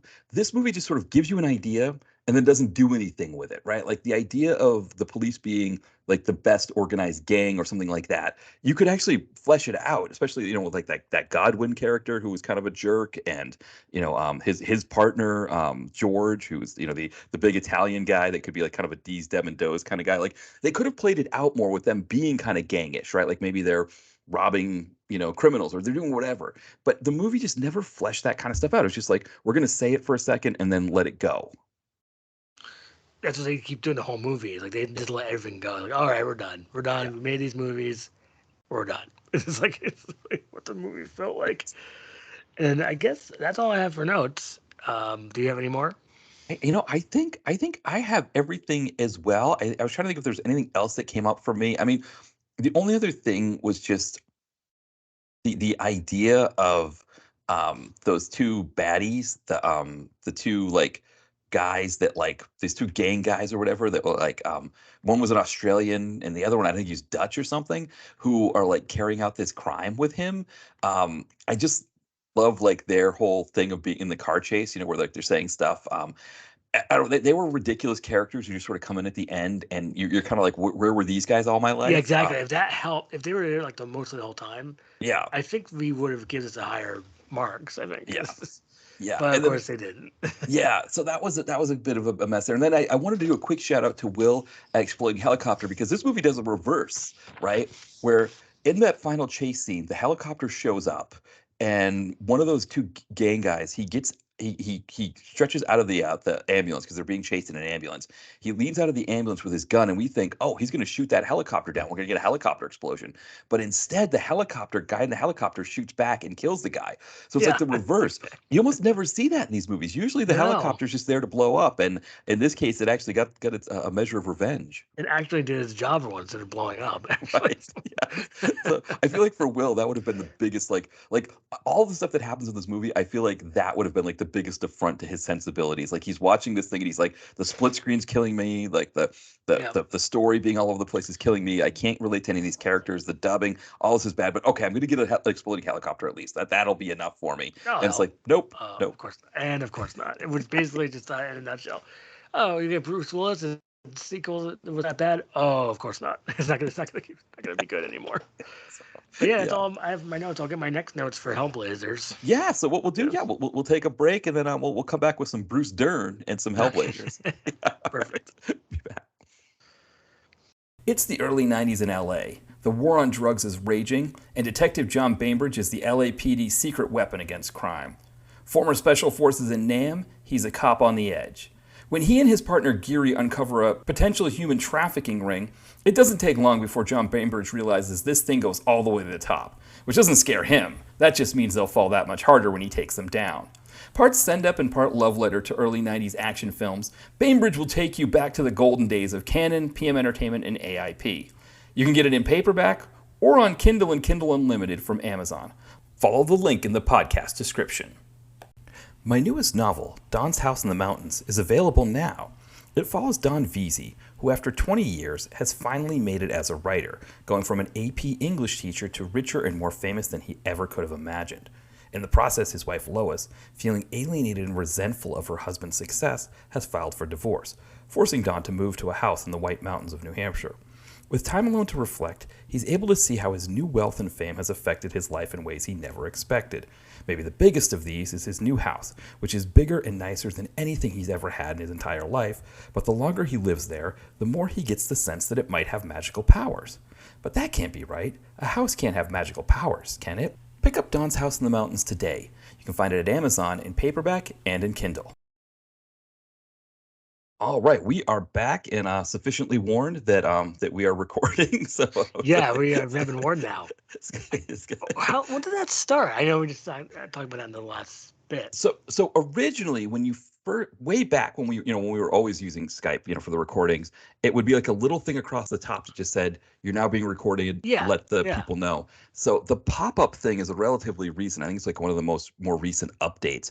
I wonder if for whatever reason, something came up with that where they Someone legally got in trouble. either they got in trouble or somebody else got in trouble somewhere else, and it was like, hey, based off this case, it's probably better that we make this a little bit more clear. I guess so, because there's an X button. I was going to press it, but I don't want to like goof up the recording. So it's like, no, you can click the X button. Yeah, it'll just okay, all right. yeah, I clicked it. It's fine. Yeah, exactly. Yeah, because I mean, because the old one, of course, it did let you know that the other person was recording. It just was across the top. It was like, it said on top. It said, Matthew's recording the call and Brett is recording the call. Yeah, exactly. So I guess they decided that too many people missed that. Part of it, I guess, too, is that like with the whole pandemic thing where more and more people were doing Zoom calls, it's like one of those things where people just don't know what they're doing enough on these things. Like we kind of take for granted that like, okay, we've been recording conversations on Skype for so long now that like we know what to look for with all this stuff. But I guess like there's so many people that were using it, that didn't know that, okay, or maybe like, maybe, journalists were calling sources and the sources were complaining that they didn't know they didn't complain back in the old days of, all the presidents met. Right, exactly. Yeah. That'd be amazing if they had Skype back then. Nixon already had the recordings. They got 18 minutes, right? Or what was it, 18 minutes? Yeah, I think so, yeah. It's like, I guess I know my history. Yeah, and I wonder too, like, because I think like Texas is a one-party consent state. Yeah, meaning like, I heard about that. Yeah, so you can just record somebody. Like, I wonder, like, if we were doing this call with somebody in Texas, if they still get the warning. I mean, they probably just do it for everybody just to do it. Yeah, I think they do. I haven't checked what Connecticut does because if you look up the word consent, you gotta be careful. Yes. Yes. So it's like, right. That's not to type that into a Google search. Yeah, that's a good point. Yeah, you can't. Yeah, you don't. That's a good point. There's certain things you got to be careful of typing into a Google search, and that would be one of them. Is the word consent. Yeah, you'd have to I'll give you another example, which is the Klansman movie from the 1970s. Be very careful when you type that in. Yeah. There's a lot of stuff like that you've got to be like, all right, I'm just not going to type that in there. Yeah, I think. Yeah. I say that like I'm not typing that. It's like, yeah. What was one? I listened to this podcast called Behind the Bastards, and I can't remember what it was that the guy was like, I can't type that into a search bar to find out more about it, but it was something like that. Here's something I typed into a search bar, which is the Dua Lipa song called Houdini, which I was telling you about in the last bit. Yes. So I was looking at what a segue, and because I guess in the last few podcasts I do sing "Dance the Night," the other Dua Lipa song from the Barbie movie. It's a good movie. I don't know if you want to see it. Oh, I haven't seen the Barbie movie yet. No. Now she has a hot new song. It's called Houdini, and then it's very catchy. The video is it's kind of wacky. She's like dancing around these mirrors and stuff. Right. So it's like they say I come and I go. Tell me all the ways you need me. I'm not here for long. Catch me or I go Houdini. And then there's another part. Oh, it's like here it is. It's like, maybe you could be the one that makes me stay. if you listen to the song, you don't hear the echo. But it's so freaking catchy. I don't know how she does it. Yeah. So it's just like, it's kind of one of those things where it's like those songs. Like, I think you're talking about like being catchy. It's almost like these songs are being like produced in a lab that also can create like the most addictive potato chips or something. Oh my goodness, yeah. They must make them out of Pringles. Yes. These songs, these Dua Lipa's Pringles. These songs are very catchy. Right, exactly. That's an idea. I mean, like, I'm just gonna assume that's a real name. I'm not gonna do any research. Yeah. It's like I'm assuming Doja Cat is a real name also, I guess, as I mentioned I in every podcast. I want to say Uh, that my sister took my niece to a Dua Lipa concert. mhm. So my niece was born in 2011, so Oh, okay, so so she she just would turned like 12, but I think yeah. she might have been like 10 or 11 when they did the trip. And yeah, I think it was Dua Lipa was the one that she took her to. Um, yeah, so I do have a family member who's seen. I That's think it's amazing. Dua Lipa. I think Yeah. so. Yeah, I think they went to Atlanta to see the show. I think it was like one of those things where it was like Oh, kind of like Atlanta. she's I thought you said Atlantis, which is right, the lost. Atlantis. That's Go to exactly Atlantis. they're It's the lost underwater. empire. Yeah, But right, it's like, exactly. Yeah. Yeah. hey, that's a great idea. The only way to see these hot acts is to go to Atlantis or not, or some place far away. Can you It's like, imagine how expensive, because considering how oh, expensive concerts are now, how expensive it would be to go see one in Atlantis? yeah, yeah. I think it'd be about a million a person, or maybe 2 billion. Yeah, it It's would a be like million to a another billion. Fire Fest thing, right? It would end up being like Oh, another Fire Fest thing with Ja Rule, right? Where like they were eating bad sandwiches and like trying to get like ships to take them back to the surface. I mean, I felt bad. First I laughed at them because like, oh, why would you fall for this? And then Right. and then I just felt bad. I had some sort of a heart. It's like I usually try to have a heart. Yeah. It's like, because then I felt bad. Like, but he's like, "Hi guys, we're going to the fire festival. Hi guys." It's I guess Tiffany Melissa, our character, Right. Yes. went to the fire festival. She gets her own movie, right? What was it called? Oh, influence, right? Or something like that? Influence. Yeah, Or influence. influenced? Yeah. Influence. Yeah. Yeah. That was and had Eric Roberts.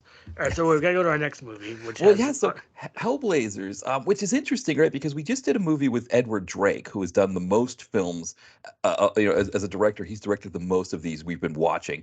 But we actually have the second most with this director, Justin Lee, who did Hunting Games with CT and The Most Dangerous Game with CT. All of these movies, of course, that we're talking about with Justin Lee have our new pod favorite, Bruce Dern. and wow, do you get the Dern you want in this one? Yes, this is Gurney is back. I would say out of the three movies, I don't know which one to say is this might be the best Dern we get out of any of the movies we've watched so Yes, far. out of the Dern we got, this is the best Dern we got. Actually, there's a decent amount. Yes, yeah, Talk this about. is really good. So I'll give a quick synopsis here. So Sure. essentially what we get is uh, uh Billy Zane, one of my all-time faves. Love me some Billy Zane, and Gotta that love it. hairpiece is fantastic. Yeah, absolutely great that he's not messing around here. Yeah, the hairpiece is like it's like a Mickey Rourke, uh, I think 2010s DTV hairpiece. because I mentioned that I know someone who made a movie Billy Zane, a movie called The Kiss, Yeah, and the director said that he had his own hairpieces he chooses from. yeah, So it's just like The Kiss, not a very good movie, but yeah. And I don't know why you need hairpieces because bald is great when you're Billy Zane, but if you're gonna do a hairpiece, a Mickey Rourke like yeah. long curly haired kind of thing is fantastic. I think Mickey Rourke's hairpiece in I think Weaponized, which I've seen I haven't watched the movie yet, but it looks Right. very silly. And of course, Yes. I want to see that because it's one of our favorites. But Yeah, I watched that one as my Tom Sizemore tribute review. Because Tom Sizemore's in it, and he's great. And of course, what it's got size more do you get? you get You remember? enough. I mean, we Enough? could have used Okay. more, but what you get is some solid Sizemore, I guess is Okay, what good. I'd 'Cause say. I miss him. I'm sad that he's gone because he always has that kind of. He's always that yelling energy, and it's kind of fun to Yes. listen to. But Yeah, Billy this Zane is like also has that kind of energy. yeah, and he's like so Billy Zane, he's runs this satanic cult where they're trying to raise this hell beast from the earth. And the plan is that they want to then they're in this small town. They want to use the small town's people as food for the hell beast. So it's like the population is just small enough that they can do it.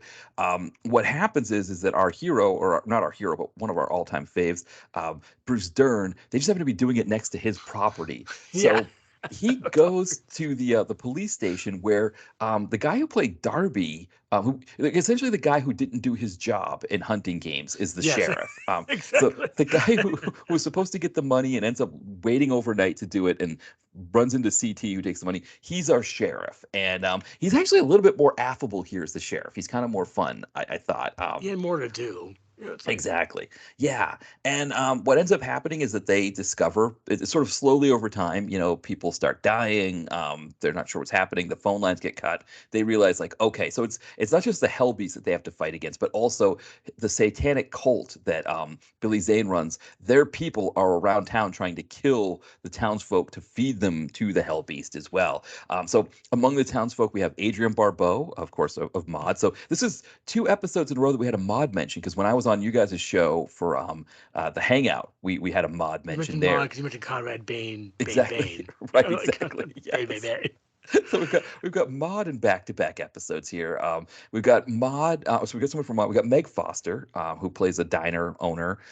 Tony Todd, who of course one of our all-time favorites, Sabotage. He was great in that. He's Love me very some Sabotage. yeah, he's fantastic in Sabotage. Very small role in this, so he's barely Yeah, in it's it. pretty light on the Tony. It's pretty light on the old Zane too. I thought. Yeah, the It's Zane was like, very light. It's like we get some Zane at the beginning, some Zane at the end, and then we got Bruce Dern, who okay, yeah, we'll jump right into that because that. yeah, he plays the wacky like Vietnam vet guy, which is interesting that he's a Vietnam vet guy because his wife was born in 1926, and I think he's old. But I mean, I guess McCain, right, was like born in like the teens, and he was I think he or maybe he was no he was his mom was born in I don't know he was. No, yes, he wasn't born in the teens. I'm trying to think how old McCain was, but he was a Vietnam vet and he was older. So I guess you can be a little bit older and still be a Vietnam vet. So I guess his character can be a little bit older, but anyway, he's a kook, and he Oh, goes sure is he? yeah, I mean the best scene ever. He goes in to report what happened. So he sees this whole satanic ritual thing happen, and he's like, "I got to go tell the police." So he goes to the police station where Darby, the do your job guy from the previous movie, is this the sheriff. For some reason, as a sheriff, he wears a knit cap. Not sure why that is. Like How why? about is it cold? I mean, maybe it's cold Yeah, there. It's like, right, exactly. So he's got a knit cap on, so he looks like he looks like the whoever the alternative guy would be on the grind with Eric, right? The alternative guy that would dance to like Sabotage or something, right? You got to always they always got to have that. I think it was Ian was the alternative guy. We always well, joked we about got 'cause he'd wear, the guy. Sorry, go ahead. I was gonna say like he'd wear like the post office outfits and things like that, and they would do like kind of some slam dancing kind of stuff. Yeah, So they do. You have the ripped up shirt post office look. right, That's exactly. that's a great point. Also, there's another great mention of Eric Nees. Mm. We got, we Yeah, always have to mention Eric Nees. we gotta So somehow get Eric Nees into an episode as well. We're really banging the drum to get him his own like DTV career. Like we need more Eric and it's Nees, I not too think. late. I'm not sure what he looks like today, but maybe he Yeah, looks the same. But I'll assume he does.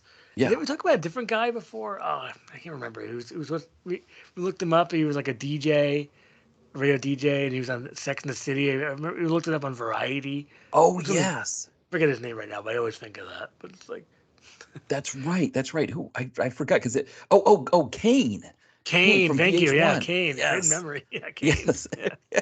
That's yeah, right. That's right. The VH1 guy with the big hair and everything. yeah. Yeah. It was like, yeah. But Durney is this is Durney the Durney you want because it's Yes. like he's Yeah. so complainy. Forget about his water and his ice and like and the weapons Oh, stuff like that. I mean, he goes into the office and he starts calling the sheriff an asshole, and Yeah. he's like, yeah, but, he's, I mean, he. So you get the best of the most dangerous game monologue, right? So you get that really fantastic monologue combined with the best of the complainy boss from hunting games, mixed in with this whole like crazy kook thing that he just leans into so well. But they just let him go, like he just Yeah. goes for it. To say whatever you, I think they say say whatever you want, do whatever you want. You're Bruce Dern.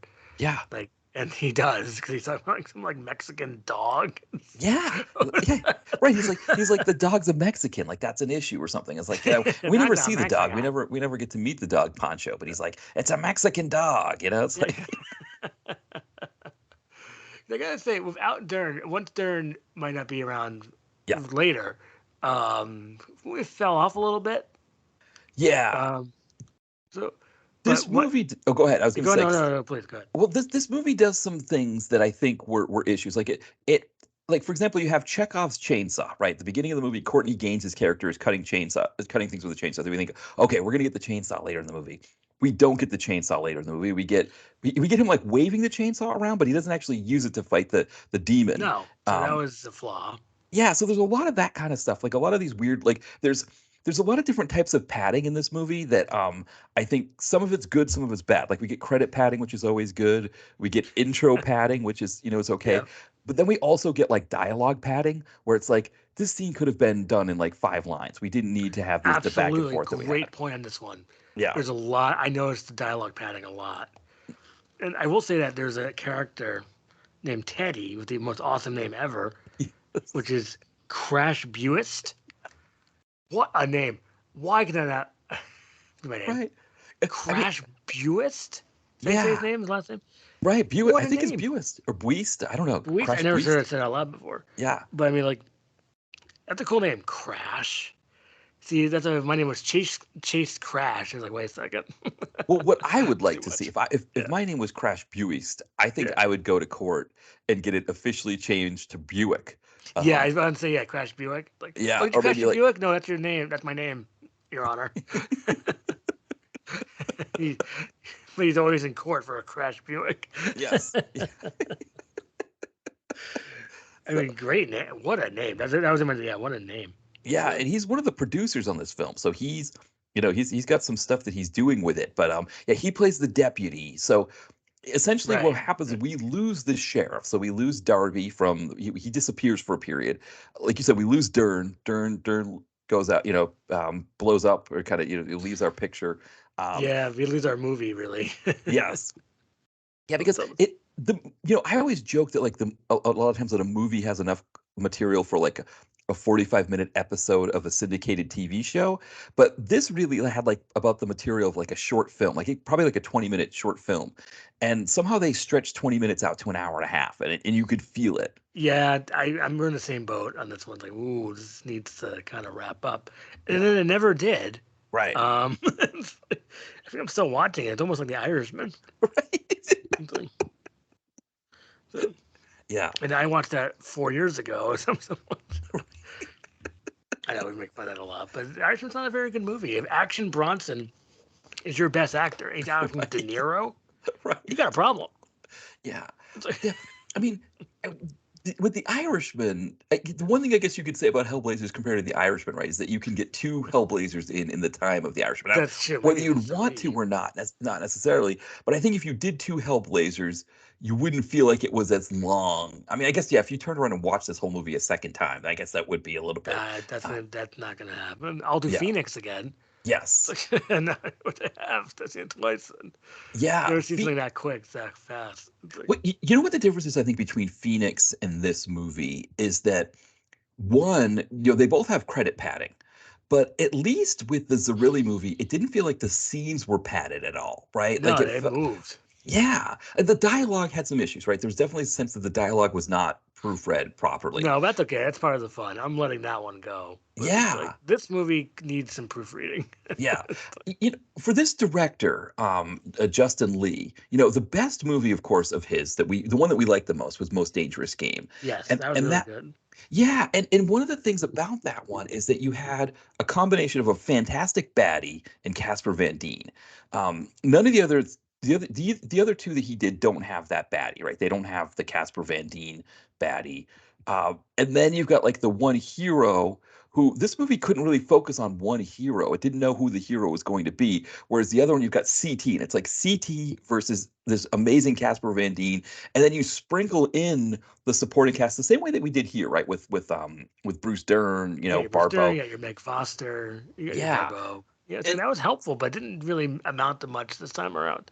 Yeah. So I'm beginning to feel like that Most Dangerous Game movie was kind of almost like a masterclass in like how to like do low budget films with a cast that you can only use so often. It's like, okay, lean on one major baddie. Like so many of these movies don't do that properly. I mean, no, going back to Phoenix, right? Phoenix could have had Bai Ling as the baddie instead of that Russian guy who was just kind of there as a Russian guy. right? Maxim Magazine. Right, Maxim Magazine, exactly. So, you got Casper Van Dien as a really fantastic baddie. CT, right, he's new to acting. He's not, he's still getting his feet under him as an actor, but he didn't need to act well, You didn't right? act out. You didn't act that much, so that's why it helped. That's why Hunting Games was a little bit weaker Right. because there wasn't much going on. Plus, I wish I still had my notes for that one for Hunting Games because it was. I think it was like explosion. It had a funny subtitle. I forget it, but I'll listen back to that pod. Oh, let's see. Because again, this director that we're seeing here, no, Ed Marone is Justin Lee. Justin Lee. Yeah. Let's see here. Where did Justin Lee's? I thought I had a Justin Lee tab open and I didn't. Okay. But because he's done. He did both Hunting Games and He's like Most the Dangerous Game. new what's the director of American Violence? I forget. But American Violence. Yeah, right. Yeah, that's a good question. Yeah, who did that one? I have to look at that because he makes a lot of stuff too. My memory right now is not great. No, his name. I know. I could go through Bruce Dern on here to do. I don't know. My friend way back, like in the mid 2000s, when IMDb was kind of coming into its own as a thing, he had this mindset of like he didn't like to search for people on IMDb.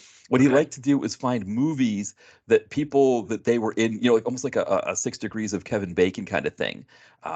So like instead of looking up American Violence, right? You just go on Hellblazers. It's already open and click on. Oh, okay. I mean, I used to make it like kind of a little of a game now with the phone, but I just if I need to look up something, I go MDB. Yeah. No, I like to do that too. But Timothy Woodward Jr. is the director of American Violence. Okay, so yeah, and he's made a lot of wacky stuff. If you look up his filmography, it's kind of low budget kind of silliness. American Violence being so serious all the time. Right. Yes, exactly. I just watched them. Oh, sorry. Go ahead. No, go ahead. Because when we talk about the plugs in a little bit, I posted a Michael Paré movie today, and Michael Paré was in American Violence. Remember, he was like really wacky and had a lot of energy. Yes, Like his name was like Mookie or something. I forget. That's right. I didn't realize that. You're right about Timothy Woodward. I mean, he did. So I would always call it Forgot 10, but it's Forgotten, right? The movie with. Oh, that's how you pronounce it? Messner. You're right. I think it's. You know how I figured that out was Mitch Video Vacuum covered it, and he spelled it out, Forgotten, and I was like, oh, Forgot 10, Forgotten, because the character has amnesia. That makes sense. Oh, okay. Yeah. Finally, we figured that out. He also did Weaponize that we were just talking about. Weaponize. I need to watch Weaponize. I know he did a movie called, I think it had our buddy Misha Barton from the OC. Wasn't bad. I forget. Yeah, probably. I had his IMDb up. Yeah. He's done all kinds of stuff. I mean, memory. he did Decommissioned with was SWAT 887? Did that have Misha Barton? It sure does. I didn't watch it yet, but yeah. I'm thinking of the other Misha Barton movie. Misha Barton. I need to rewatch. Or not rewatch. I need to start watching season 2 of the OC. Yeah, it's funny on House they mention it. They mention the OC. Do they? It's like this show is the OC of its day. It's like right. Whatever you were talking about. Yeah, like that's so great. Yeah, because that was around the same time frame, if I'm not mistaken. Yes. Oh yeah. I think they were. Yeah. I mean, Fox at that time was kind of a I don't want to say a power, but they had a lot of stuff going on. I mean, now at this stage, it's like Masked Singer and animation, and then they have NFL football. The movie I was thinking of was called Operator. It has Ving Rhames and Michael Paré and Luke Goss. Actually, it was worth watching. You watch it for free. Because I kind of like those Operator movies. Kind of like The Call of Halle Berry. Yes. Yeah. I think that's a scary job. I think. Oh, Like a very nerve-wracking job, really. Like, well, you can't see one on the other side of the line. Right. You just have to guess what's happening. What's going on. Misha Barton's career, it's fantastic. You got the now this is sarcasm. Right. But, wow. She might have to come back. Has she dropped by on our pod? I don't forget. She Misha has Barton? No, I don't think we've done a Misha Barton film yet. I don't. Okay. I think we need to probably do Malky on the Skids. Yes. Yeah, we got to get some. Yeah. Because we left Malkovich. We did White Elephant, which is one of the better ones we've done on here so far, because that was a Jesse V. Johnson film, of course. Yeah, that was actually pretty good. Yeah. And but Rooker and Bruce Willis. Bruce Willis really tried his best in that one. Yeah. I mean, all of that stuff, I think, was all really good. And, we were like, boy, Malky's been really kind of leaning into this DTV stuff as well. Yeah, I know it's like, so now we have a Mind Cage and one Ranger, right? Yes, that's right. That's right. Mind Cage also has Martin Lawrence, by the way. Well, that which could make that one really interesting. And then Yeah. also, One Ranger is another uh, Jesse B. Johnson. Yes, So that's that's perfect. we I already had think we some might be success with able to that. slot that in for an end of the year. Yeah, We'll talk schedule off air, but yeah, um, for sure. But I my think notes. I don't know if you. Oh no, sorry. Go ahead. no, go ahead, go ahead. Okay, so yeah, I have some notes. I wish Bruce Dern and Billy Zane actually had dialogue. Yes, Wouldn't that be amazing? There's a yeah, power. There's a power team I want to see. You got Billy Zane acting whack or Zany Zane, and you got Derny Dern. I'd love to see it. It's like it'd be so funny. yeah. I And wonder if the deal with Zayn was it like because I don't think they even had any scenes together, right? I mean, it's like I in the didn't opening know. of the film, they're supposed to be next to each other or near each other, but I They don't think they no, actually shot at the same time. So I wonder if like no, Billy Zane was someone that they just kind of brought him in and just did what they could and got him out, and yeah. yeah, I mean, I always like Billy Zane. I need to look double check on what he's doing. yeah, If he's doing this, that's actually helpful. It's like, right, so, exactly, I have one more note, which is I was looking at Billy Zane after I watched this movie. It's like, oh yeah, what's yeah. Billy Zane up to? He was in a Stained music video for the song Epiphany. Do you? Oh, And I know we talked about Stained a few podcasts ago. It's been a while.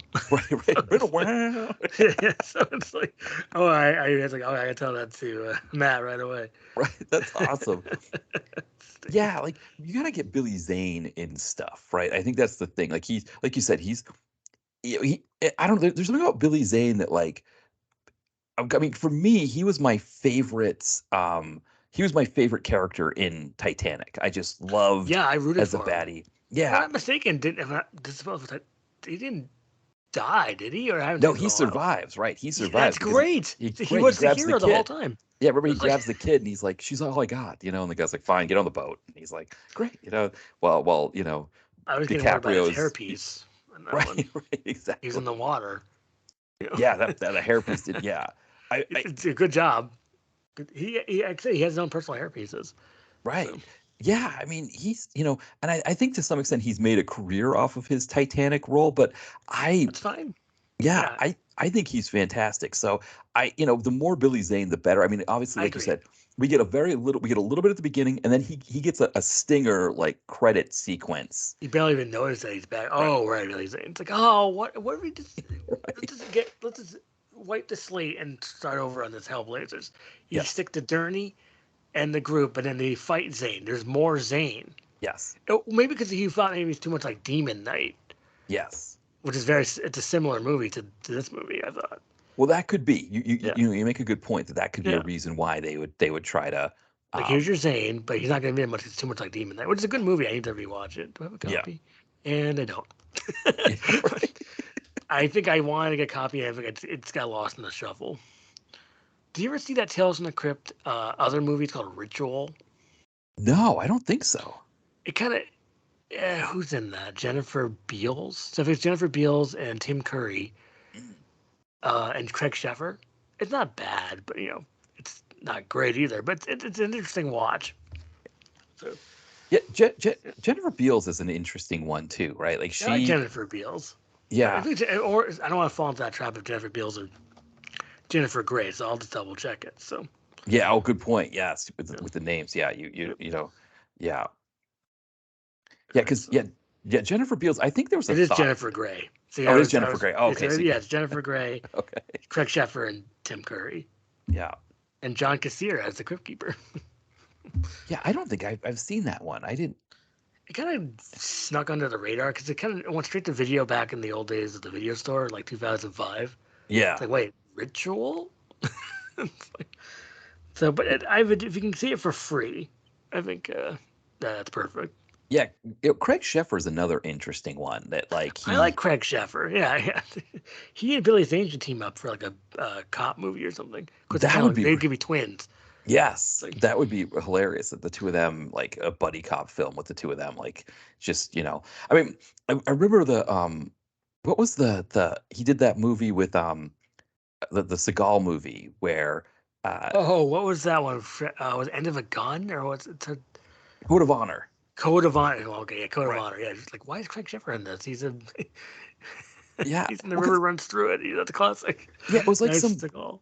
It was this fascinating take on the Punisher, where like Craig Sheffer is supposed to be like tracking Seagal, who's like wiping out all of these criminals, and then it turns out that no, like he's got some sort of split personality, like Fight Club kind of thing going on, where he it's him that's actually doing the killing, It's which an was a interesting really idea for a well, it's a Seagal great way to movie. get around the Seagal like only being in so many scenes kind of Yeah, it's thing, right? brilliant.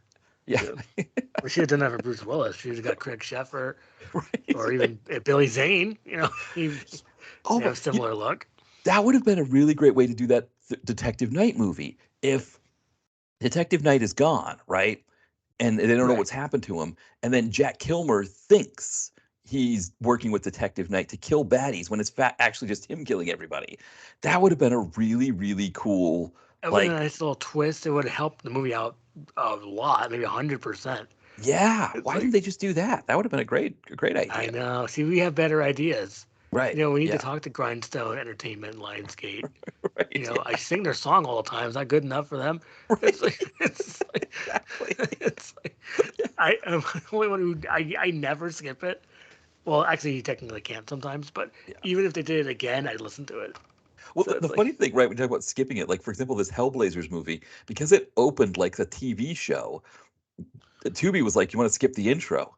And I'm like, "Skip the intro? Like it's not like I'm binging Hellblazers, the TV show. It's just like a movie. Like it's like, yeah, I know it looked weird. They must have had some glitch in the system. It's like, but yeah, I think it's because it really thought it was a TV show. Like the way it opened, it was like where like it showed like they essentially showed a picture of every person in the cast. I mean, it was like 3 minutes of opening padding, which I don't mind so much, but it does kind of feel like you're like, are you going to do a picture of every single person who's in this movie? And it's like, I know it's like, and there was very limited Tony Todd. Also, let's get him yeah, back on here because it's like Sabotage can't be.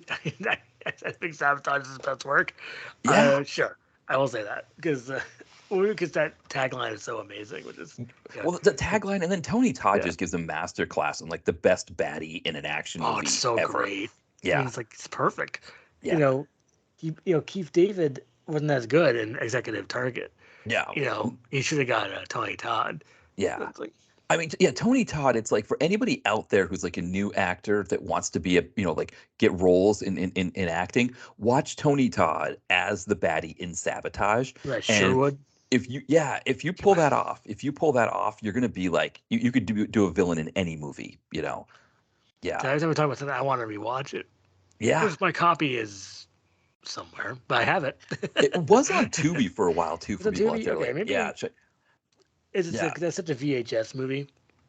It's yeah. like, Well, I remember too because I think you posted it and you added Mark DeCascos, and he talked about how it yes, was really interesting doing it with yeah, he did some Q&A or something on Instagram, and he actually answered my question, and it was like a nice question. It's like he's like, yeah, it was a good movie. It's like, yeah, so, and the bass. He talked about the bass too. yeah. I Well, have everyone from the bass now. I have Paula Tricky, Tim Abell, and Mark DeCostos all commenting or liking the bass or wow. talking about it. Because the bass is a masterpiece of Right. filmmaking. When he's getting chased by the tank, it's like I was like, this is a good movie. Well, It's like, yeah, because I think out of like that whole like Point Break theme or story, which I right, guess I mean, military guy going yeah. undercover, death warrant. Yeah. Right. Yeah. I mean, it kind of. I guess somebody was mentioning that it actually, that story concept existed before, which I think it did. I think there was like movies where like a cop was like I'm sorry, infiltrating like bikers, and it was kind of the same idea. And I thought of another one, but which might be a certain Napier in the top five. Yes. So. Yeah. Yeah. Exactly. So I mean, so you get those kind of movies, but the base was an interesting one because again, Tim Abel, he is just such a great baddie in these Oh, he's movies. fantastic in it. It's like Yeah. he's so evil. He's like yelling. He's evil. He like I didn't root for him, but Yeah. I mean like he did such a fantastic job for a movie like this, which you Yeah. could completely phone in, Yes. and he didn't phone it in, so it made it even better. Yeah. And like everybody got murdered terribly. Right. Right. When he was like, wow, this movie. I know I'm supporting of all these shoot 'em ups, but it's like when I noticed it, like, oh wow, Yeah. Oh killed. yeah.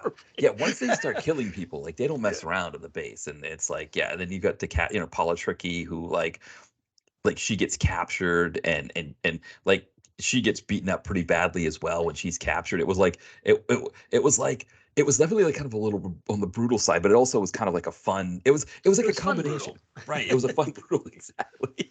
They did they did a great job. I wish Paul Tricky did a little bit more. I mean, maybe could have done a spin out because she's pretty cool. I mean, like she could have done like some cool like elbow move or something. Yeah, Like I could totally see that she like spins around, hits someone in her elbow or in the sunglasses. yeah, yeah. Or maybe I'm thinking of Phoenix, you know. No, Uh, yeah, yeah.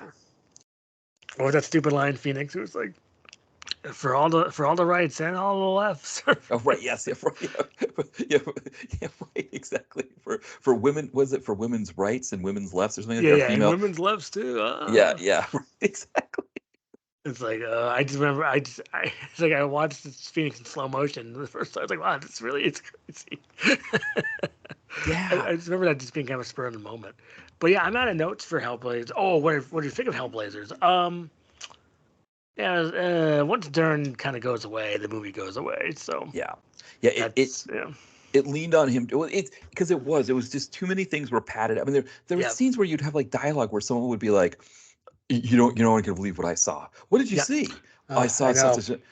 What was it? And it's like all you had to do is say, you can't believe what I just saw. This, and this happened, and that's all you really needed. And it was like there's a lot of this back and forth. I mean, there's a scene where Teddy is out like looking for Poncho the dog, and he's talking to Liz, who played by Paige Sturgis, who was the woman in Hunting Games that had a thing for CTE. Yeah, I Uh, remember her now. Yeah, yeah, it looked like Gwenny, right? right, exactly, right. Exactly. Paltrow. Kind of Gwyneth Paltrow-ish. Yeah, the two of them are like talking back and forth on the CB, and it goes on forever. And it's like, why do you need to be talking that long on here? Just like, Yeah, it this, was like a full time conversation. Yeah, it's like I know yeah, we all love Crash. He's classic now, but it's like right, yeah, his name is legendary. just go, just go, just see the bad thing and Just get out of there. And it's like, but it was like one of those things where like I think they felt like they had to stretch this thing. I mean, because I mean the credits roll with like 7 minutes left, and they I do like noticed the. that. Yeah, they do like a whole like we're gonna show the cast, each cast gets an individual page, and then they do the Billy Zane stinger thing, and then they do the rolling credits, and then they do a final thing with the actress the one who played Deanna, Danielle Gross, where she's being interrogated about what happens, and it's like nobody believes her, which of course makes sense. I mean, I feel like it's the kind of thing that would be perfect for Ancient Aliens with the guy with the big hair, like Yeah, I like that guy, but maybe I think the twist of that show is that he actually did not believe in aliens. right. It's like That would be it's like I just have this maybe hair. the series finale. You know, it's a documentary program. Yeah, But I yeah. mentioned something else now. Oh, I forgot. I lost my train of thought about this guy. This happens to. Yeah. All right, I'll come back to me. Something. It wasn't about Dua Lipa. It was about something else. But just like, Okay. All right. Perfect. I Well, think. yeah. Well, I think we've kind of. I mean, Yeah. I guess this is kind of it for this movie. That. Yes. Oh yeah. Okay, that was it. Yeah. So I thought it was just, yeah, too much padding, Yeah. too much, not enough dirt. Well, yeah, what dirt you got was good, but that was Yeah. it. So hopefully these next two movies we do, if you want to do Malky on the Skids, I know we always push Malky on the Skids, never get the time. Yeah. But No, I'll this might be I'll the have to time start to do watching it. it this week. This might be the time to do it because we've got this and One Ranger, which I think might be good to get back into the Jesse V. Johnson because I've Yeah, been meaning to watch that and one Thomas anyway, and it's on Jane. Tubi. Yeah.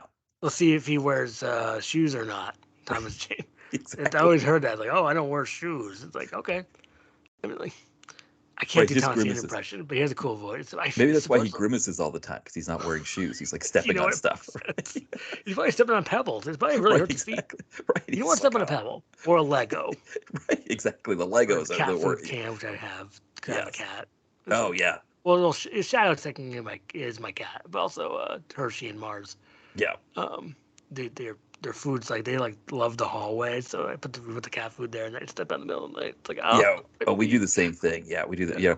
One of our guys, he had to go to the vet for something. He had the cone of shame for like 3 days, and Oh, he's baby, like that's so jealous. relieved to have that thing off now. He's like just relaxing. Yeah. Yeah, yeah. Shadow had her cone of shame, and then she somehow got it off. It was kind of like Houdini, actually. Right. It was like so it's like it was like Houdini. I couldn't believe it. She's the original Dua Lipa. It was before the song was made. Right. I was like, Right. Yes. this cat. So maybe it's like Yeah, it's really like the vet was telling us, like, because we were like, because the cat, our cat JD was the one who had to have that, and he's like this big guy, and he's very anxious, and we were like, man, he's like the last cat to be wearing a cone, and she's like, oh no, they get used to it, you'd be surprised, and it They was like, don't. yeah, it was almost like he kind of just like it just got more and more, and like it wasn't like he freaked out about having it on, he just had enough of it, after a day or Yeah, two, he's just like, this is, they could. Yeah, it's so they want that off almost immediately. It's yeah, like, yeah, they can't deal with it.